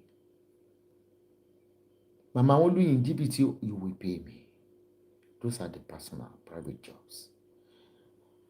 All of a sudden, we heard that Jafo has used his personal Jafosan CAC register certificate to seek for license, so he will be in charge of tricycle, motorcycle, and motorcycle of Lagos State, but he failed and he didn't get the approval. Ṣé mo pé ó ti lọ́dún méjì yẹn wọ́n dẹ̀ ti fà lé ọwọ́ Madigas àbí kí ni wọ́n porúkọ ẹni ní ìsìta kọjá Mondris or something like that. Nígbà tó rí pé wọn ò vote òun, ó wá lọ lo CAC certificate. We all know what they call CAC certificate. Ó register CAC certificate under Jafo son. Tó bá tún bẹ̀rẹ̀ ìyá. That if I can't have that garage, nobody will have it. He started his illegalism. The police, Fatai Tijani, Mama gbádùn mi bóyá ìbò ṣe ń gbádùn sìgá. Ìdíje ní ibi tí ẹ̀kẹ́ ní break. Wà gbádùn mi bí kíni bí òyìnbó ṣe ń gbádùn sìgá. He went ahead. Ṣé pé kò wọlé? Ọ̀rọ̀ tá à ń sọ yìí is still ọba, at least ó ti di ọba nísìnyí ó dín lọ bí 10 years. Until a constitution can be pointed to in Nigeria that if you become a king, you have to be a thug in the garage. He started terrorizing all the chairpersons in the garages. Kò lè ẹnìkan kọ́ ló ń terrorize o, ó fẹ́ gba gbogbo garages Èkó. Mímí dẹ̀ ṣe ń wo bọ̀bọ̀ yẹn ṣe ń ṣe pé ẹsẹ̀ sí ni síkúsẹ́là, because due to his stature he need to give himself a peace of mind. But bó ṣe rí ẹ̀rí tó bá ń dú our talking ikùn àwọn dàbí ikùn pussycat.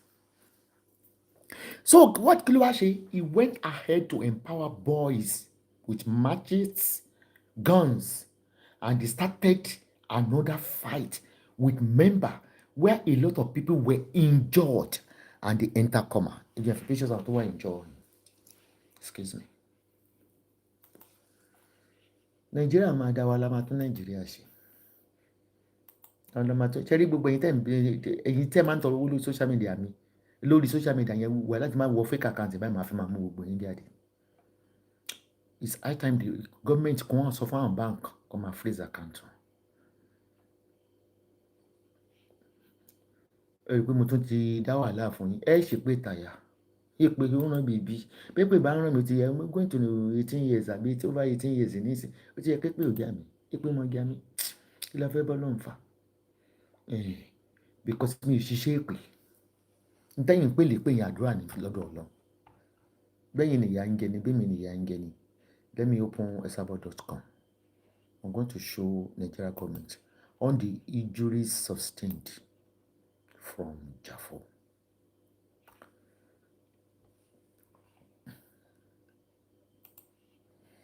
This is the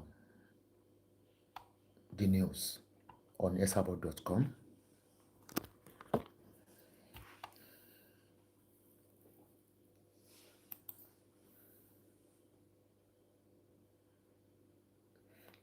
Can you see?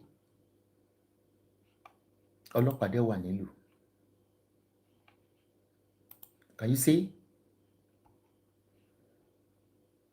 And about this lady as well that was on bail at the Dorcas that reside in UK, where they declare wanted for a murder.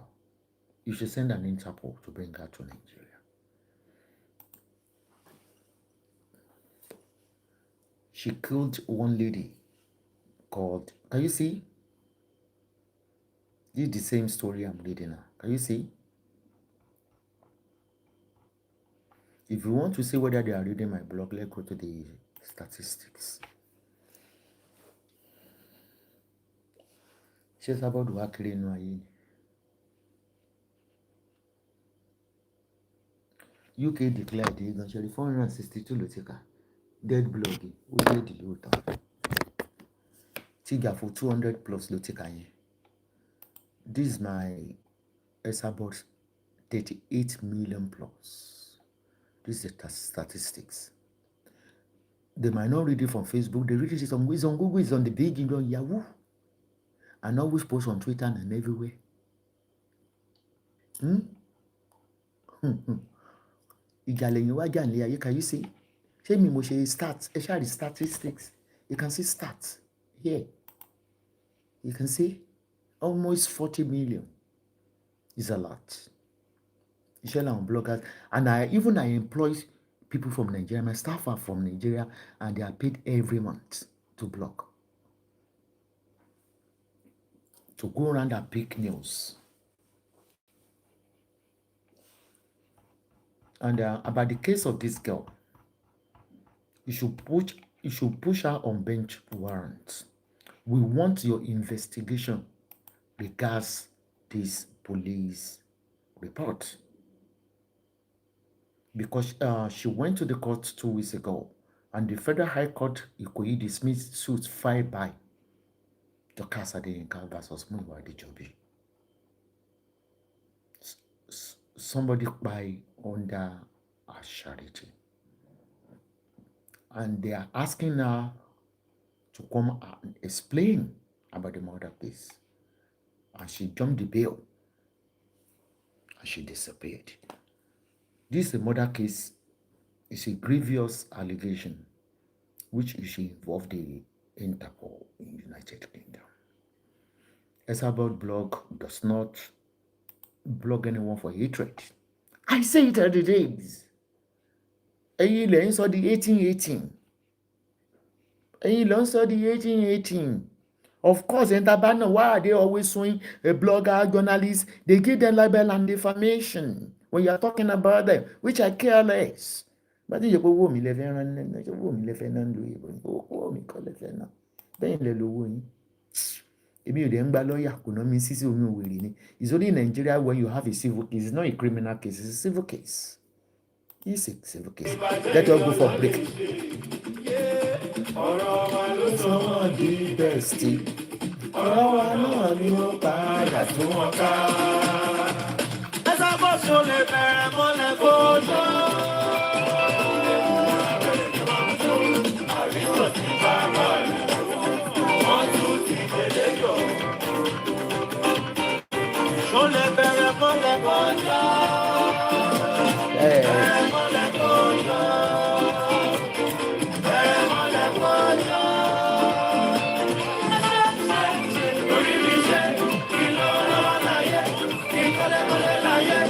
I'm on break too.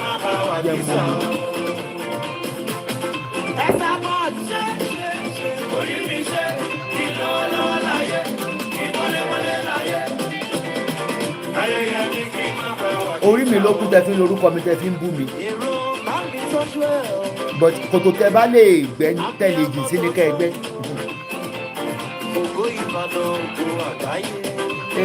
Ó kò pọ̀ létí yín.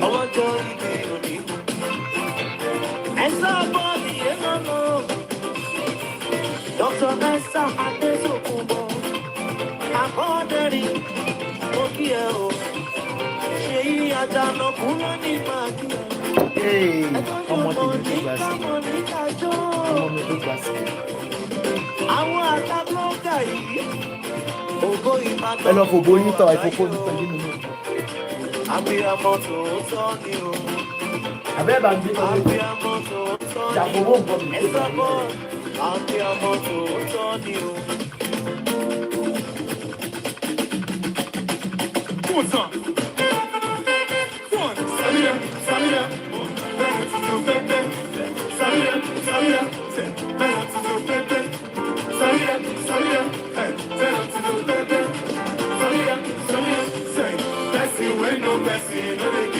if you want no blessing, no first person. Say, I know the sick, you want to be medicine. I get money, oh, you want me spend my money. Just allow me to enjoy myself. Allow me to enjoy myself. Allow me to enjoy myself. Allow me to enjoy. Allow me to enjoy myself. Allow me to enjoy myself. Allow me to enjoy myself. Allow me, oh, yeah. I'm a winner, I'm a winner. Esabod, just be because I'm a winner. Say, I will never do it like I do it. Let's believe I'ma do it, do it. Let me do it. Bí àgbà sọ̀rọ̀ tí mo ti bẹ̀rẹ̀ kí n tó wọ 50, mo fi di 65. Ẹ̀fẹ́ kọjá ló bàbá lọ dé mi. Allow me to enjoy myself. Allow me to enjoy Kí ni jẹ́jẹ́ ìbú mi? Allow me to enjoy myself. Allow me to enjoy myself. Allow me to enjoy myself. I love you. Esabod pàdé mi ti sọ̀rọ̀. Zonda. Pàdé mi ti sálẹ̀.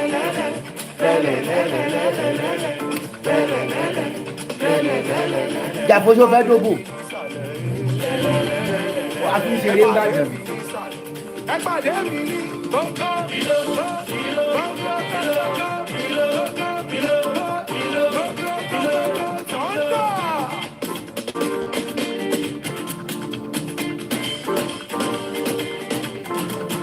Dr. Esther, Are you ready? Dr. Esther Abọ́dẹ̀rì. Are you ready? Ìyá tó ń fò bò ń ṣeré. Esabod tó sexy. Are you ready? Esabod tó pretty. Are you ready? To do something freaky. To get easy. Better watch your ways now. Must be going right now. To the floor. Esabod, if me right you do. Down, down, down, down. Get into the groove. Let me see you move. Get into the groove. Let me see you. Oh, let me see you dance. Bí ilé fò tí Bíta Amẹ́ríkà mọ̀, àgbà ti dé.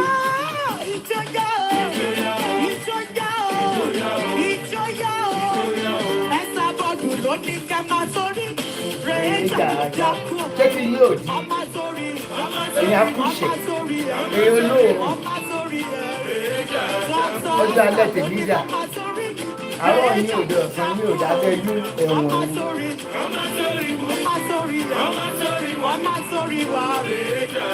Bóyá sọ fún wọn ẹni kèlè, ìtọ́wọ́ rí ẹ lóní ẹni kèlè. Mo nídìí oko Jàfó. Ọmọ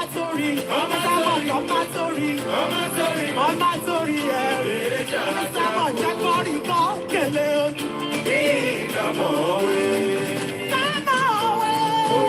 Esabodẹ̀rì kèlè o.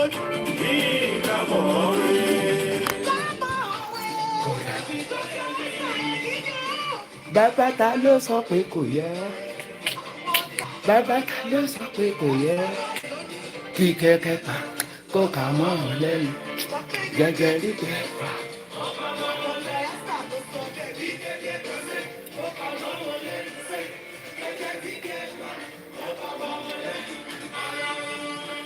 inú ẹlẹ́dẹ̀ ló ní tó bá ṣojú ló ń dùn wọ́n.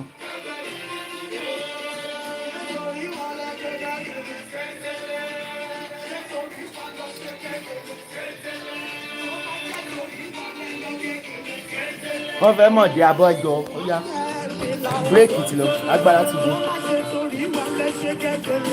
ẹ fi yáyé náà wá 65 ẹ̀yọ́ ọmọ ẹlẹ́wọ̀n.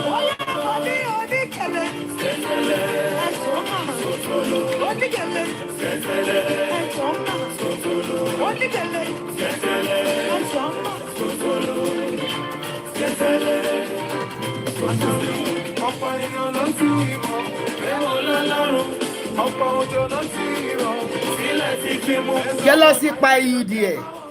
ènìyàn ẹni bí ẹni àti kò wá. Akin Dani ẹlẹ́wọ̀n.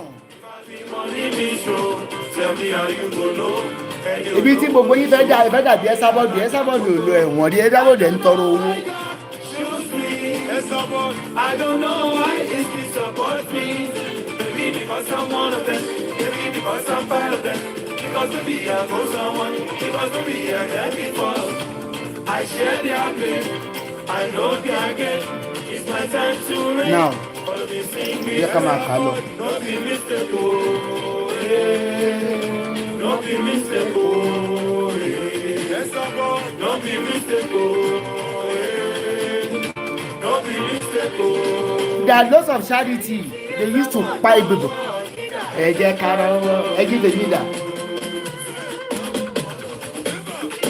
Oh Mary, oh Mary. Ojú tí wọ́n ó máa ṣe ojú tẹ́lẹ̀ gan o. Àwọn elébi ebi lè ń dé. Kí ẹ wo gígì mi, transport mi.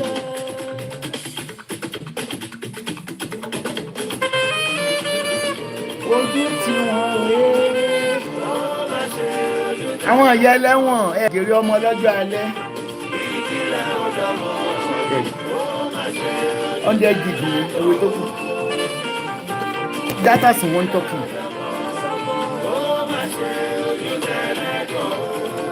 Mo ní wifi inú ilé but kò lè gbé.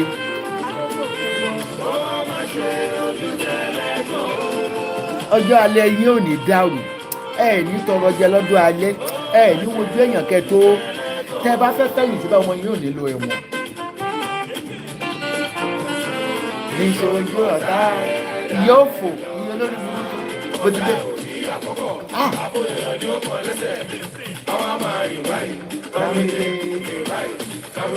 Ìdè pé wùnà.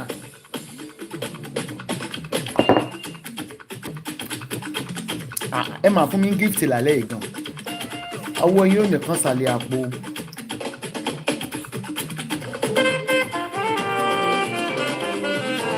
Ìṣojú ọ̀tá ẹ̀dá ẹ̀ lọ́la. Ẹ̀dá gift. Ìṣojú ọ̀tá ẹ̀dá ẹ̀ lọ́la. Ebi ń pa mí o. Ẹ fún mi dígí. Ṣé yìí àjànà ṣe yìí. Gift mi dà ṣe yìí. Kí ẹ̀ máa ń tó ra gift.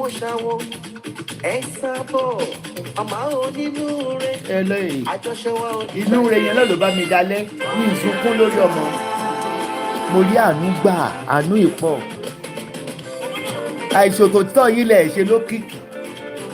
The highest celebrant on social media every year. Commissioner of Police Lagos State ó intervene mo ń bọ̀.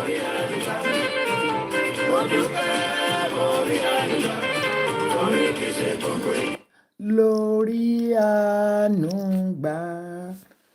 Now we continue. Don't forget to patronize all my vendors. And I trust you, my people, because of the trust you have in me. I can never take an advert for any scammer. And the pending case, Tijani, what is happening with the case of PS Homes and Properties? Mumbomi Tide. EFCC.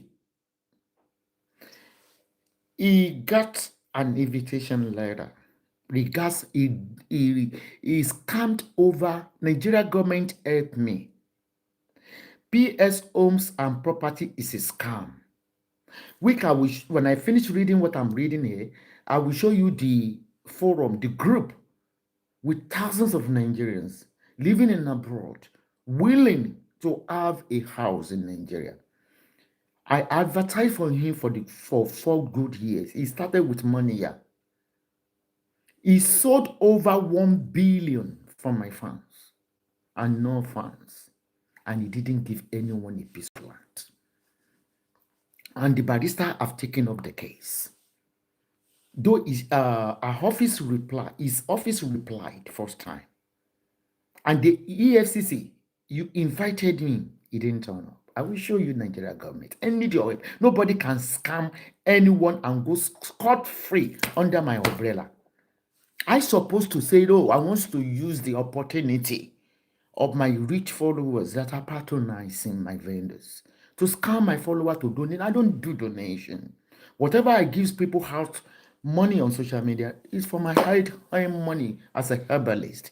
And I sell properties in Turkey. And I will show you the property with the visitor that deposited money. That is why you often see me in Turkey. I sell properties are registered in Turkey. And if anything does happen with your money, I will always refund you back. It's at my home peril. You got nothing to do. And if you want to pay me now, because I learn more, you have to pay through your lawyer to lawyer. Yeah. I'm not receiving any cash from you. Unless you don't want to go to a lawyer, maybe because of the percentage. But I promise you, whatever happened to your money will be refunded back. I only get my commission. I have a percentage. So you're not going to deal with me directly. I have an agent I work with.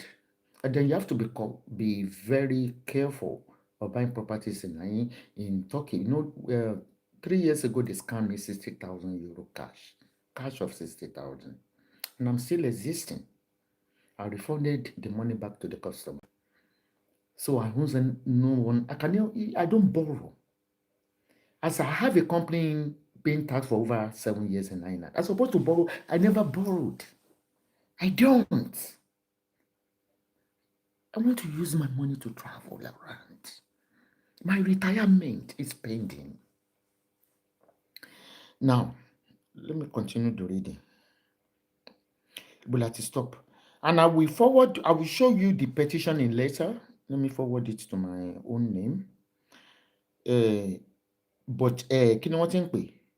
Arákùnrin tó ń pè ní CP Fatai Tijani. Crimes ẹ̀ pọ̀ Nàìjíríà. Kí ló dé? Nígbà tí ẹ̀yin àgbàlagbà tẹ́ ẹ̀ bá ṣe dáadáa. Nígbà tí ẹ̀yin àgbàlagbà, ẹ̀yin ọlọ́pàá, thank you Ṣèyí Àjànàkú. Blessed be your name, hallelujah, blessed be the gift of blessed be your name, hallelujah, tan, tan, tan, tan, tan. If they said I contributed to the tax in Nigeria, I have employers that run blogs for me. And I employ them from Nigeria and I pay them monthly. Now, let's continue with the reading. Ṣé mọ̀ pé bí tá a kàdé ni wípé ní ẹlẹ́ẹ̀kejì lẹ́yìn ìgbà tó ti bá wí tó ti resign. Ó ti resign o. Ó ti resign. Let me thumb up for Ṣèyí Àjànàkú. Get Ṣèyí Àjànàkú in the house. Àwọn tí Texas ọwọ́ yín dá ẹ jẹ́ ká rọ́wọ́ yín o. Ọmọ ní Tòkunbọ̀ gẹ̀gẹ̀dí gẹ̀gẹ̀dí gàgàdígà. Mi ò bá lẹ́gẹ́ mi ò bókó jẹ́ ẹ kó sì lọ. Tẹ́ bá pè mí láṣẹ́wó máa dẹ̀ ní mo ti tó 2000 oko. Ẹ kó sì lọ. Where's my memo now? Ṣé pé bí tá a kàdé ni wípé nígbà tí wọ́n dìbò pé ẹlòmíì wọlé ó resign ó padà sí palace. Ìtí mo kàn béèrè lọ́wọ́ tactically tí mo béèrè lọ́wọ́ Nigeria government ni wípé ṣé èèyàn ń jọba kó jọmọ gáréèjì, ṣó yẹ kó bá máa pa ará ìlú? À ń sọ pé ìlú ti dọ̀tí, ebi ń pa ìlú, ṣó tún yẹ kí Jàfó kó máa rìn pẹ̀lú àdá pẹ̀lú àwọn boys pẹ̀lú bọn? Jàfó, your game is over. I remember 2 years ago now when I brought your news on my blog and I posted it on Instagram, some non-entities were commenting, màmá Ìbẹ̀yìn òṣèré ló máa ń pààyàn o. Èmi àfi tí èèmà ṣọpọ́lọ̀ ló rán mi níṣẹ́, àdàbí tí n bá ń gba jẹgúdújẹrá lọ́wọ́ èèyàn lókù, orí yín ti dàrú. Then gbogbo ala máa kú, ẹni tó bá pààyàn á kú, èmi tẹ́ pa màá kú. Kódà ikú tí mo tọrọ jù ní ikú ojú oorun. Ẹ̀yin pásítọ̀ ẹ stop praying pé ká má tójú oorun dójú kú, kò sí ikú tó dáa jù bí ikú ojú oorun. Ọlọ́run má jẹ́ ká paralyze lójú alẹ́, Ọlọ́run má jẹ́ ká ṣàìsàn lójú alẹ́. Ìrònú ọmọ gan kọ́ mọ́ wà ẹlẹ́wọ̀n tẹ́lẹ̀ ò mọ̀ rí o, tẹ́lẹ̀ Kásádé yín ká pààyàn tẹ́lẹ̀. And government APC look after Wonu Ola Oyebode. Always do your research, your feasibility study before you engage a fraudster. Wonu Ola Oyebode is a fraudster. He scams lots of people in the UK with evidences. Go and Google her name. She's not a lawyer, nor a barrister. She always forged all the papers that maybe she used for the movement and everything. Hey, but when you show me your friend, I know the kind of person you are. Show me your... She's living a fake life. She has no job, no basic education. She only using that to scam her when she eating. Just Google her name. Google all her fake letters. As unfolded. Ṣé àti kàdé wọn sọ bí ọ̀dọ̀ commissioner of police lákàdé.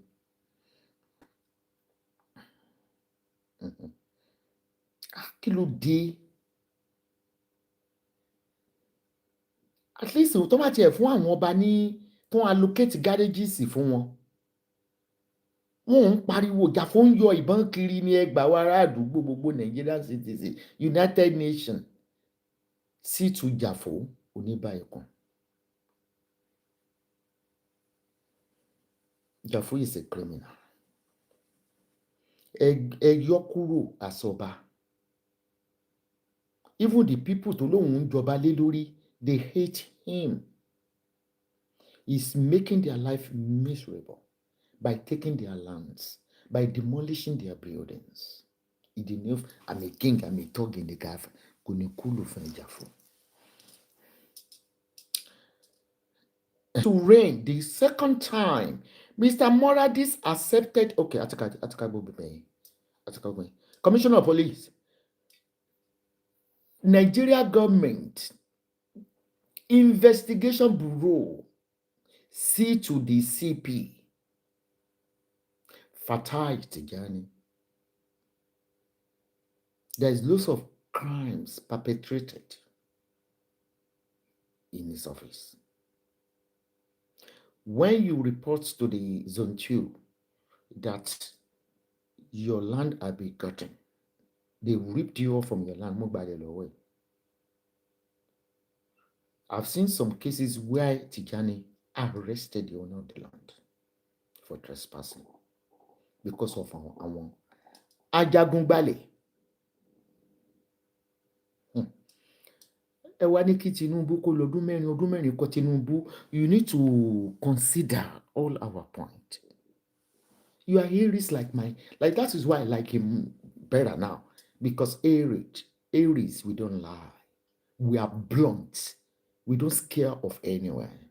Regardless the person status. We don't. We are both. Ọ̀rọ̀ pọ̀ nù wí kọ́bọ̀. Ó kówó insurance tó yẹ kó kó fáwọn Zenzen insurance Jàfó ó tún gba mọ́tò lọ́wọ́ wọn. Wọ́n ní okay bí kàkàdé ni due to mounting pressure okay ó resign ó bá tún padà pẹ̀lú ìbọn.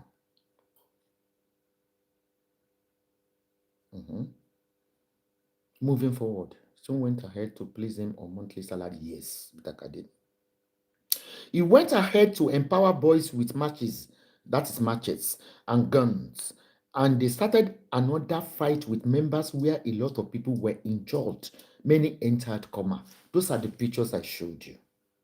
They were ọmọlọ́kadà. Kéèyàn dẹ̀ máa bẹ́yàn. Kátẹ̀ láwọn ọmọ gáréèjì ló ń ṣe àtìmọ̀pọ̀ ọmọ gáréèjì ni wọ́n.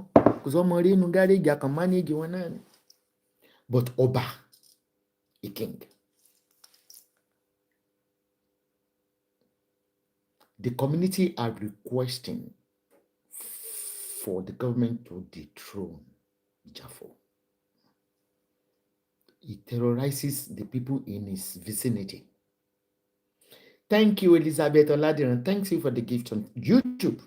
God bless you abundantly, beyond your imagination. The association, moving forward, at Kanye, despite the verdict, it still went ahead to start. Yeah. Tinubu, you want to reform? Reform party, there's loads of things you have to look into for people to vote for you, to trust reformed. Thank you, my love, Oladiran. Moving forward, still went ahead to place him on monthly salary. But you get àwọn authorities to the garages. Monthly salary. Moving forward, I still went ahead. Now we are referring to this petition from Kausara Samsudeen, the chairman. Okay, he went ahead. Olórí burúkú olè tí ò bá jẹ́ ká gbádùn. I promise to give you 2 million every month. Moving forward, I still went ahead to place him on monthly salary so that he will not continue fighting our member or disturbing their job. Continue. Abayomi Akanji, God bless you for the gift on Tik Tok.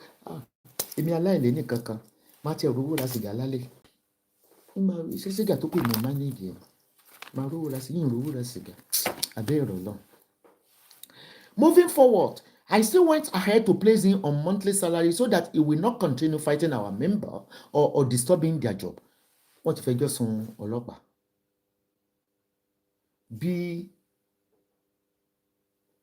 bọ́n bá ṣe ń report by Fatai Tijani CP á pe Jafo, á pe Gbàjàmíàmílà, ara àwọn accomplice ènìyàn Fẹ́mi Gbàjàmíàmílà. Kí ló dé wọ́n bàjọba Tinubu jẹ́ nìyẹn? Kí ló dé ẹ̀yin ọlọ́pàá yìí? Gbàjà onírun afro Gbàjàmíàmílà, orúkọ ẹ̀ náà tún jáde ń bí o, ara àwọn tó ń ṣiṣẹ́ fún Jafo nìyẹn.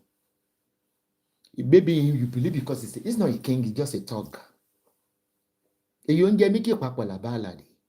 You either dethrone yourself as a king and you become a garage boy.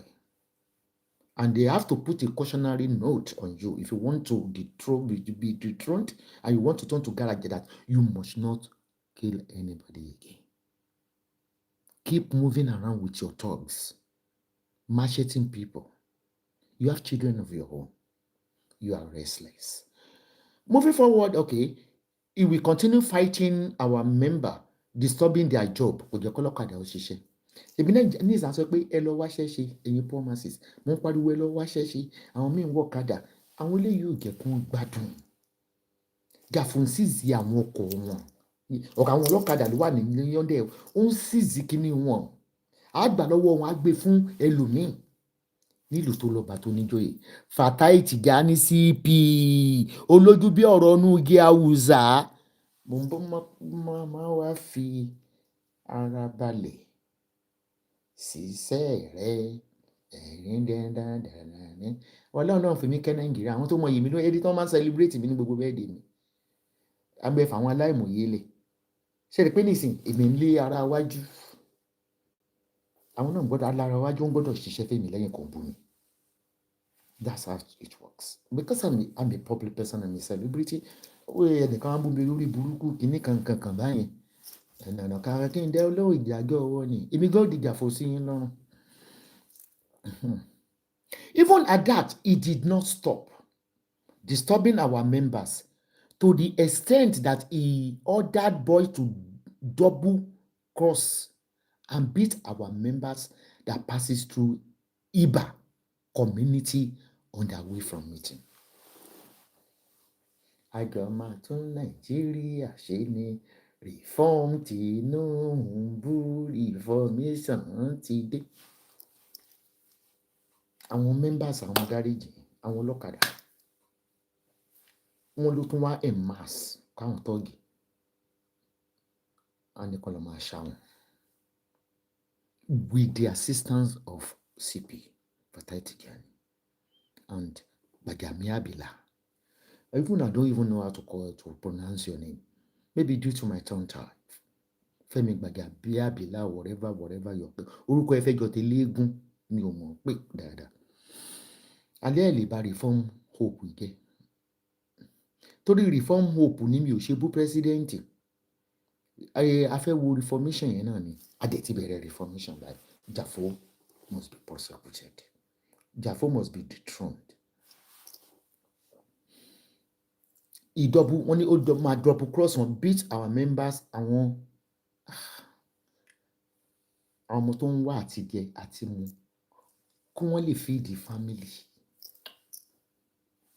Let's continue. Despite the verdict of the court on délé ẹjọ́ o. Jafo ọba oníṣẹ́ẹ̀nì mo sọ fún ẹ ní bíi sẹ́ẹ̀lì January kọ́ ni mo ní ṣé nìyí máa fọ́ ẹpọ̀n ẹ̀ńjọ kan torí ìfẹ́ nìyẹn tó bá máa dó báyìí ogún ẹpọ̀n ẹni wọ́n ní rùkẹ̀rẹ̀ la fi mọba ìlẹ̀kẹ̀ la fi mọba ṣé ní orí ibú yìí ní ṣáá you are too local you are stark illiterate boy. Fast forward, despite the verdicts of the court, he still went ahead to start printing illegal tickets within the Iba kingdom.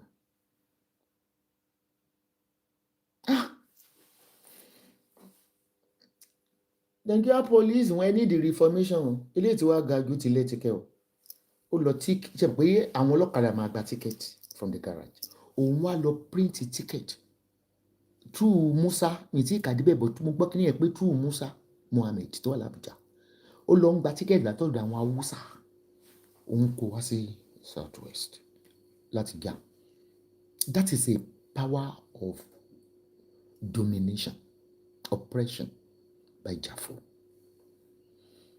Okay, despite the verdict of the court, he still went ahead to start printing illegal tickets within his Iba kingdom. Iba news site, Aratumi Ishashi and Iyano school asses with no single regard for the law. He was brought to the court to stop all his nefarious activities. He didn't stop. To me, that is why I can't do a court case with anyone in Nigeria because being a blogger, I read a lot. But she man for do our judiciary system. It's respect for judge. Judge will tell you to stop. Due to the veto power, people will continue. Ega kukuma nora wa Nigeria. Kama pa ni court. Ega mo nora wa. Ega kama ṣèdájọ́ ìdájọ́ ọwọ́ fúnra wa Nigeria. There's no respect for the court in Nigeria. The court will ask someone to release. I read so many things where someone was brought to the court. Immediately, the court said, I didn't see any allegation made on the person. You should release the person. Bó ṣe ń jáde ń kọ́ tàwọn ọlọ́pàá tó gbé wọn. Kí ló ń ṣẹlẹ̀ ní Nàìjíríà? Ẹ ti make àwọn adájọ́ wọ́n ti wà ridiculous in the sight of the masses. No respect for Nigeria judiciary system.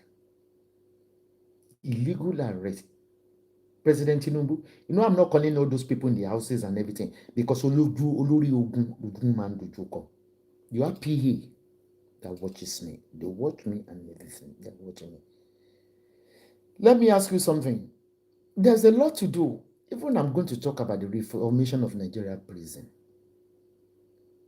Loads of people have been detained unlawfully without bringing them to the court, and they are still rotting inside the prison. At least before you can put someone in the prison, the person will be brought to the law court. Loads of all these people, they are the future of tomorrow. What of Tinubu tó bá dàgbà tó bá kú? Tí gba àwọn set wa bá kú, kí ni hope àwọn ọmọ yìí? Kò dẹ̀ sẹ́ni tó lọ prison Nàìjíríà tí ò mú drug. Kó padà sí London yóò mú drug. Torí wà gbọ́n tí wọ́n máa wùwà gan, they are highly intoxicated. Because tó máa bẹ ohun obìnrin wọ́n á dún wọn fúrò, wọ́n á dún wọn tí kàbọ̀ kí ló dé kí ló ń ṣẹlẹ̀ gangan. I don't mind if this is a murder case. Anybody that has a murder case should face the consequence. Fast forward till today, 17th of May 2026, and today is 27. That is 10 days ago. When our members at Iyano went to resume their daily work, Shebo, President Tinubu, is on website. You can send your representative to me,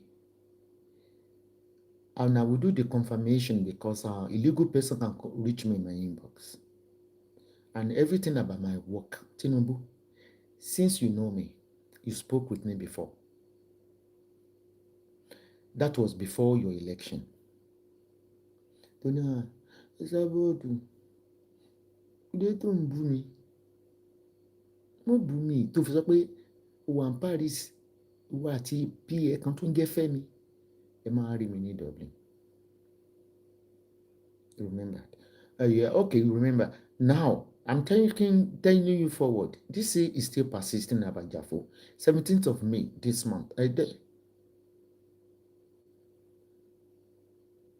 You made a mistake. You mean 17th of April. Not May. There's an error. That's a type of error. When our members at Iyana went to resume their daily work, they realized that Jafo has ordered Aboki from Alaba, fully loaded in 3 Oma buses with Gombe number plates, with new matches at that time, and started macheting and injuring our members. I'll show you that content on my website.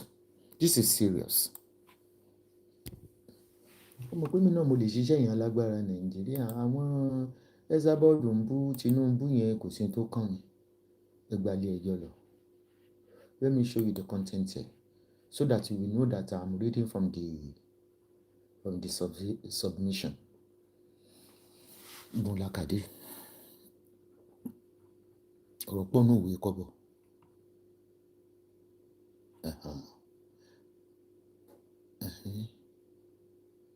Okay, fast forward. We started from here. They mean 17th of April. When our members at Iyana went to resume their daily work, they realized that Jafo has ordered Abokis from Alaba, fully loaded in 3 Oma buses with Gombe, I will start number new, Gombe number plates, with new matches. You mean machetes? And started macheting, not matches. Matches. Started macheting and injuring our members. Oye, the Akirogun of Iba. Who happened? Remember Ibodio?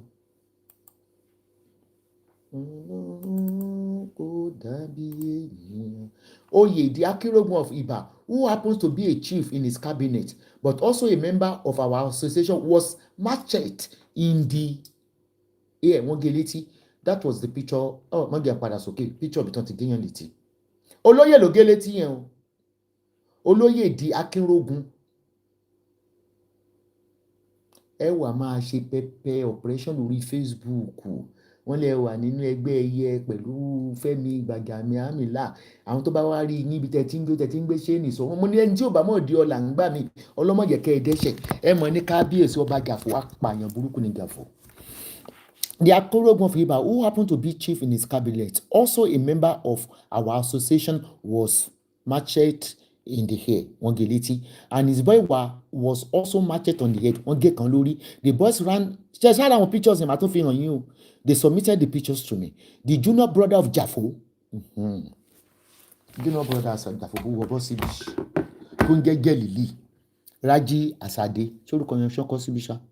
You have the name here. Ọmọ ìyá ọmọ bàbá ẹ̀ tó ń jẹ́ Jẹ́lílì ó fi ìbọn pààyàn jẹ́ ká máa kà lọ.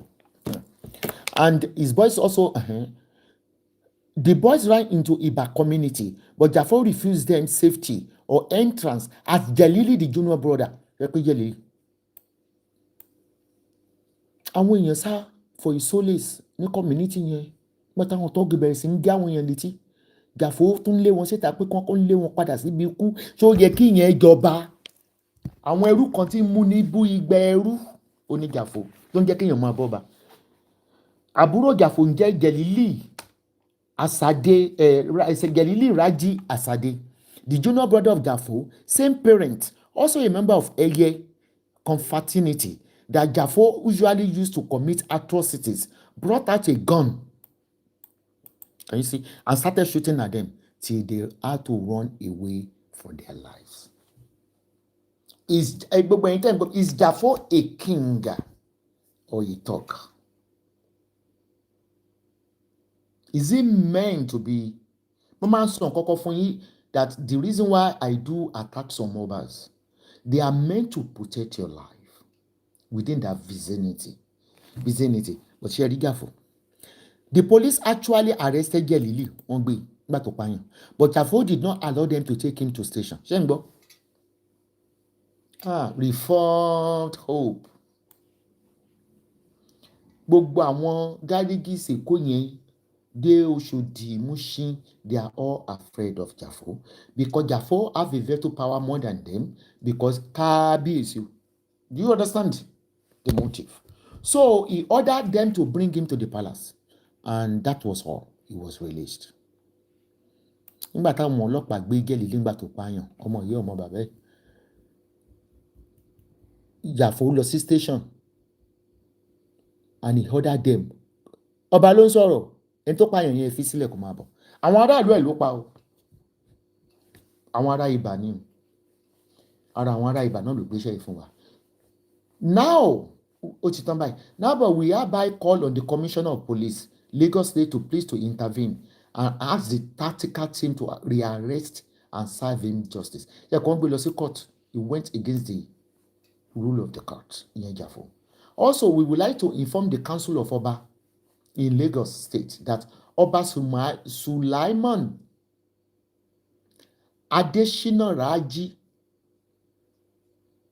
Oniba of Iba has turned to a blood-sucking king, also a dictator. They show love for me. That's the end of the story. So we will continue another time because there's loads to show here.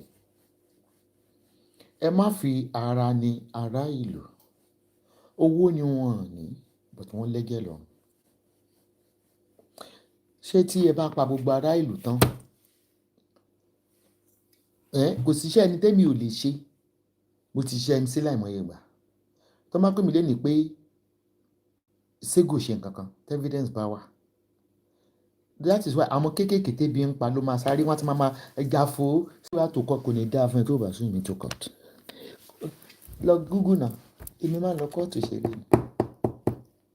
That is why I work with evidence. I will present, I work. Even they really call me a herbalist in Ireland by the government. They address me as a blogger. Go on Google where they are addressing me. I don't do illegal blogging. Just waste your money. You can give it to any bloggers. I will not reply them. I will continue to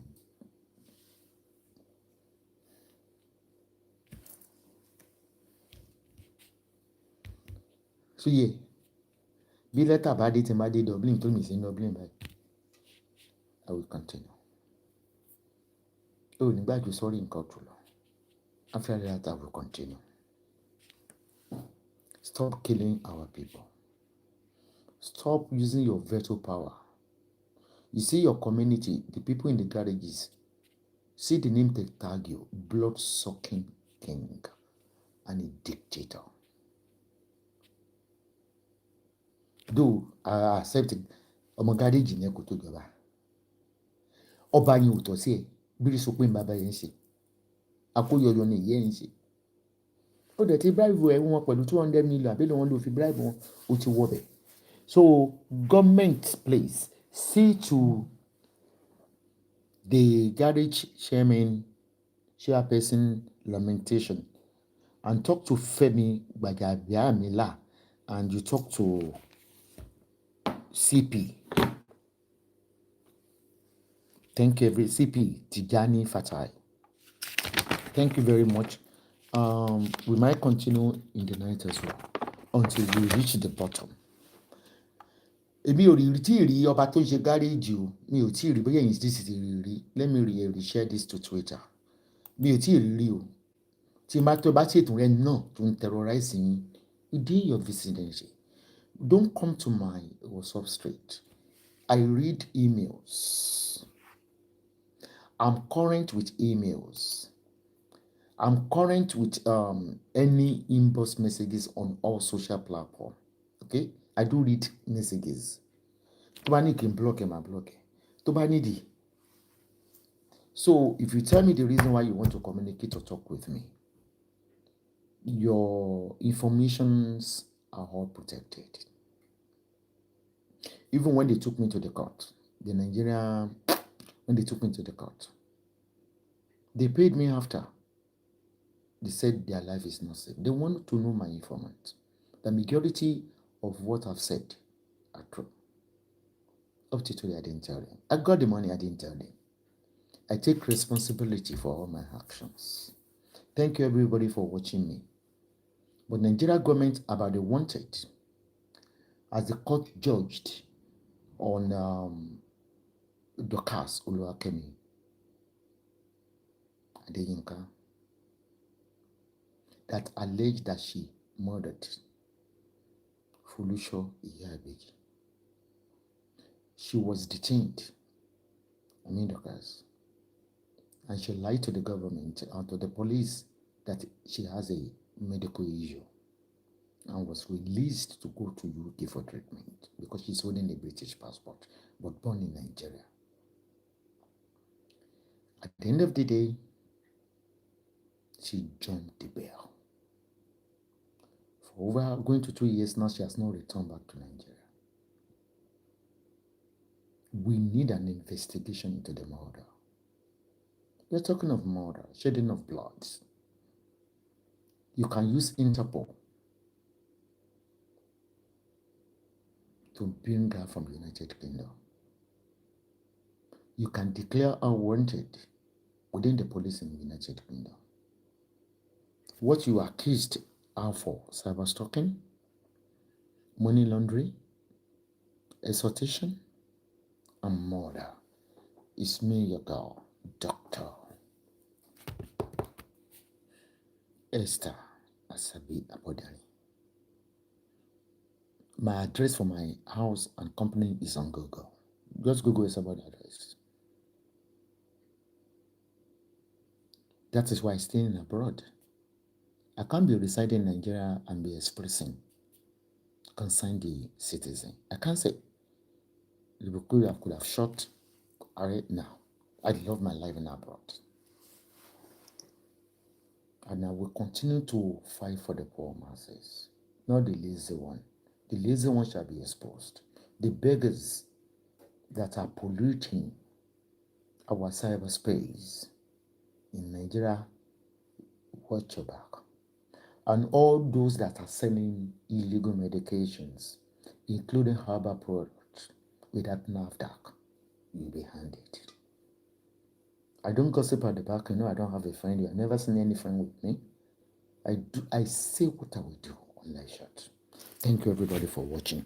And those that contributed and that gave us a digital gift, may God of Zion continue to bless all of you.